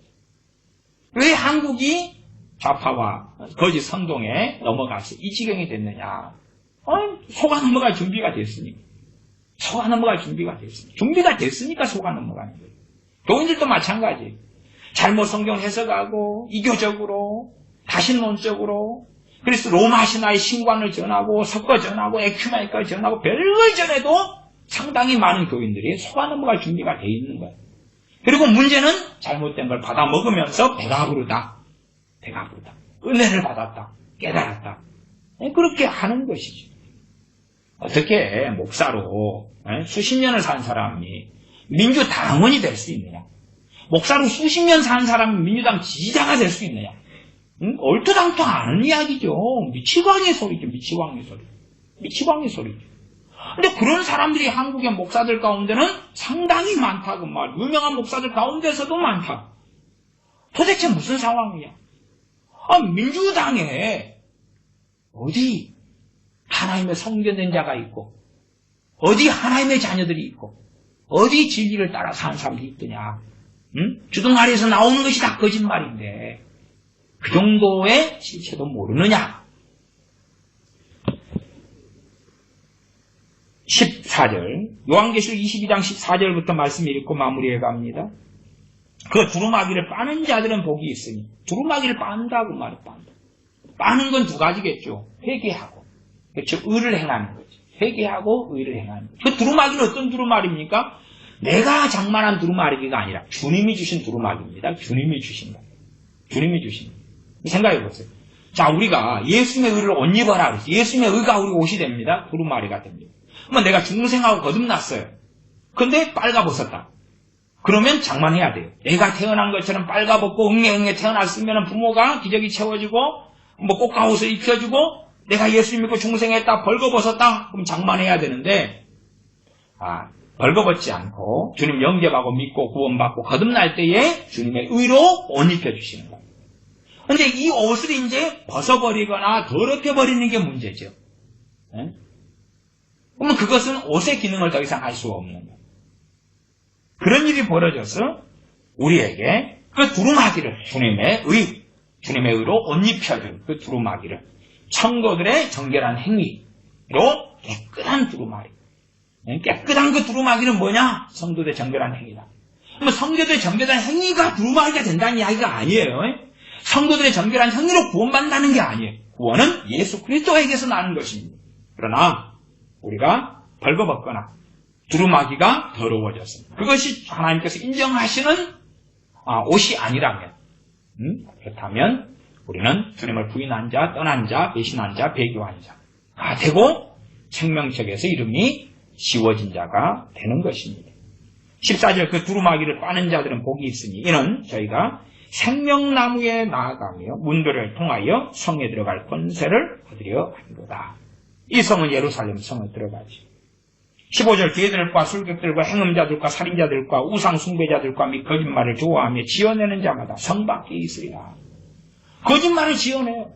거짓말이 뭐죠? 성경을 읽는데 자기 마음대로 해석해요. 그것도 위험하죠. 성경 읽는데 성령님이 성경을 해석하고 깨닫는 데 도와주지 않으면 겸손하게 멈춰야 되죠. 그러니까 성경은 계속 읽지만 자기 해석을 발전시키면 안 된다고 말해요. 그렇잖아. 자기 해석을 자기가 성경의 주인 돼가지고 내가 성경 공부하고 내가 성경을 읽고 내가 마음대로 해석하고 자의적으로 해석하니까 내로남불. 나에 대해서는 이 성경이 칭찬해주는 걸로 만들고 타인에 대해서는 이 성경이 정죄하는 걸로 만드는 거예요. 이 성경 읽을 때마다 자기의 기분이 좋아지는 거예요. 그러나 참으로 성령의 역사로 성경 읽는 사람, 아는 사람들은 죄가 더 깊이 깨달아지면서 회개가 일어나면서 시원케 되고 자유케 되는 거예요. 말씀 읽는데 자기의 죄가 더 보여요. 저는 또 제가 성령 충만 설교를 할 때 그런 질문을 한 적이 있습니다. 성령 충만한 사람일수록 성령 충만하지 않은 사람과 성령 충만한 사람이 있다고 합시다. 그러면은 성령 충만한 사람이 그날 회개하는 죄가 더 많을까요? 아니면 성령 충만하지 않은 사람이 회개하는 죄가 더 많을까요? 자, 성령 충만하지 않은 사람이 그날 깨달은 죄가 더 많을까요? 성령 충만한 사람이 깨달은 죄가 많을까요? 일단은 객관적으로는 성령 충만한 사람이 성령 충만하지 않은 사람보다 더 말씀을 지키고 죄를 더 적게 짓습니다. 이게 말하자면 그냥 소위 간단한 수치로 이야기하면 성령 충만하지 않은 사람이 하루 100개의 죄를 짓는다. 그러면 성령 충만한 사람이 충만 정도가 틀리니까 30개를 짓는다고 합시다. 30개. 그러면 성령 충만한 사람은 30개밖에 그날 죄를 안 짓고 A라는 사람, B라는 사람을 비교할 때에 성령 충만하지 않은 B라는 사람 100개를 죄를 지었습니다. 그런데 성령 충만한 A라는 사람은 30개 가운데 충만의 정도가 다르니까 말씀 아는 정도가 다르고 영적 수준의 정도가 다르니까 죄를 20개를 깨닫고 회개합니다. 성령 도와주시죠. 20개. 그날 지은 죄 20개를 깨닫고 회개하게 해주시는 거예요. 근데 성령 충만하지 않은 100개의 죄를 그날 지은 B라는 사람은 죄를 채 1개, 2개도 깨닫지 못합니다. 1개, 2개도 깨닫지 못합니다. 나아가서 영적 수준이 높아지고 주님을 깊이 알고 더 깊은 성령 충만 속에 들어가는 사람은 죄를 하루에 100개도 200개도 깨닫습니다. 아니, 믿으면서 성장했다는 이야기는 죄를 많이 끊었다는 이야기예요. 죄를 많이 정리했다는 이야기. 그러나 하나님의 기준을 보니까 하나님의 절제적인 의의 기준에 맞추고 성령의 의를 가르쳐 주시거든요. 우리가 개발도상국이나 선진국에 양쪽에 다 살아보면 어떤 차이점이 있습니까? 깨끗함의 정도가 틀리다 그런 거죠. 서구, 또 영국, 프랑스 향수를 많이 쓰죠. 또 좀 더러운 지역에서 향수도 좀 많이 쓰는 경향이 있는 것 같아요. 뭐 우리가 이 부잣집하고 가난한 집. 그럼 청결도가 틀려요. 제 어린 시절로 하면. 또 잘 사는 나라, 못 사는 나라. 법치의 수준이 틀려요. 법치의 수준. 이게 제가 사는 이곳은 개발도상국이기 때문에 쓰레기를 아무데나 버리는 거예요.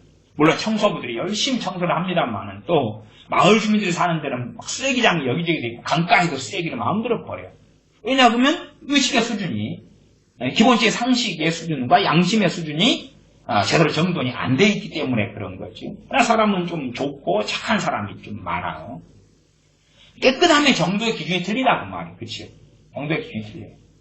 근데 성령 충만하고 주님 앞에 오래 살면서 영적 성장한 사람은 더 많은 하나님의 의의 기준을 알기 때문에 성령의 도우심을 통하여 더 깊은 죄와 더 많은 죄가 보이고, 회개는 성령의 도우심을 따라 회개하는 회개는 죄를 이길 능력 자체가 되어집니다. 농사 지으려면 땅이 필요하죠. 내가 거룩한 삶을 살려면 출발이 회개인 거예요. 출발이 회개인 거예요. 그런데 회개는 죄에서 돌이킨다. 그건 결과고, 죄를 씻고 말씀을 깨달은 말씀의 능력을 가지고, 내가 죄에 대한 말씀을 깨달았어요. 그 말씀 능력을 가지고 있는 거예요. 성령의 도우심이 있어요. 과거의 죄에서 씻겨지고 시원케 되어져요. 그러면 이제 죄를 안 지을 능력이 오기 시작하는 거예요. 다 왔다 그러면 더 이상 안 짓는다 그렇게 되지는 않지요. 대부분의 것이. 그렇죠? 거짓말을 내가 상습적으로 했다 그러면 거짓말을 깨닫고 회개한다 그러면 거짓말과 싸우는 과정이 있다 그 말이에요. 로마서 7장처럼 싸워요. 그리고 로마서 8장처럼 성령님의 법이 우리를 죄와 사망의 법에서 깨끗 자유케 하는 것을 우리는 누리고 발견하는 그런 과정으로 로마 7장 8장으로 이렇게 넘어가는 것을 우리는 경험을 하게 되어지지요. 그래서 우리가 잘못된 그노시스와 영지주의에 빠지는 그런 삶이 아니라 당연하게 내가 그노시스에 빠지지 않았다면 기도에 대한 책을 읽으면 많은데 기도하는 사람이 되어 있어야 돼요. 내가 말씀을 읽으면, 그렇죠? 말씀 읽는 건 다 해야 돼요. 때로는 내가 실천을 좀 못하더라도 말씀은 또 꾸준히 읽어야 돼요. 하루에 한 3장이든 4장이든 꾸준히 읽어야 돼요. 기도도 꾸준히 해야 돼요. 그러나 그 모든 것도 성령의 도우심이 있어야지 된다는 주님 의존적인 삶을 살아야 돼요. 성령은 주님의 영으로 생하시기 때문에 내가 주님을 의지할 때 주님의 영으로, 그리스도의 영으로, 아버지의 영으로 힘하신 성령님께서 아버지의 영, 그리스도의 영으로 우리를 도와주시는 겁니다. 기도하겠습니다. 우리가 성경을 통하여, 우리가 신앙서적을 통하여, 우리가 신학책을 통하여, 때로 우리가 설교를 통하여 성경 읽기와 우리의 성경 해석을 통하여 쉽게 그노시스의 영지주의에 빠져들어갑니다. 그리고 나를 점점 의롭게 하고 깨끗하게 하는 방식으로 혹은 신학의 지식에 또한 신앙서적의 지식을 좀 얻었기 때문에 내가 하나님을 아는 것이고 말씀대로 사는 것이고 더 정결케 되었다고 착각하는 이 오만 방자함과 어리석음 속에 쉽게 빠져들어갑니다. 말씀을 듣기만 하고 즐기는 사람들이 아니라 또한 그노시스를 즐기는 사람들이 아니라 말씀 행하는 사람들이 되어져서 거룩한 성에 참여하게 하여 주시옵소서. 우리 주 예수님의 이름으로 기도하옵나이다. 아멘. 기도하겠습니다.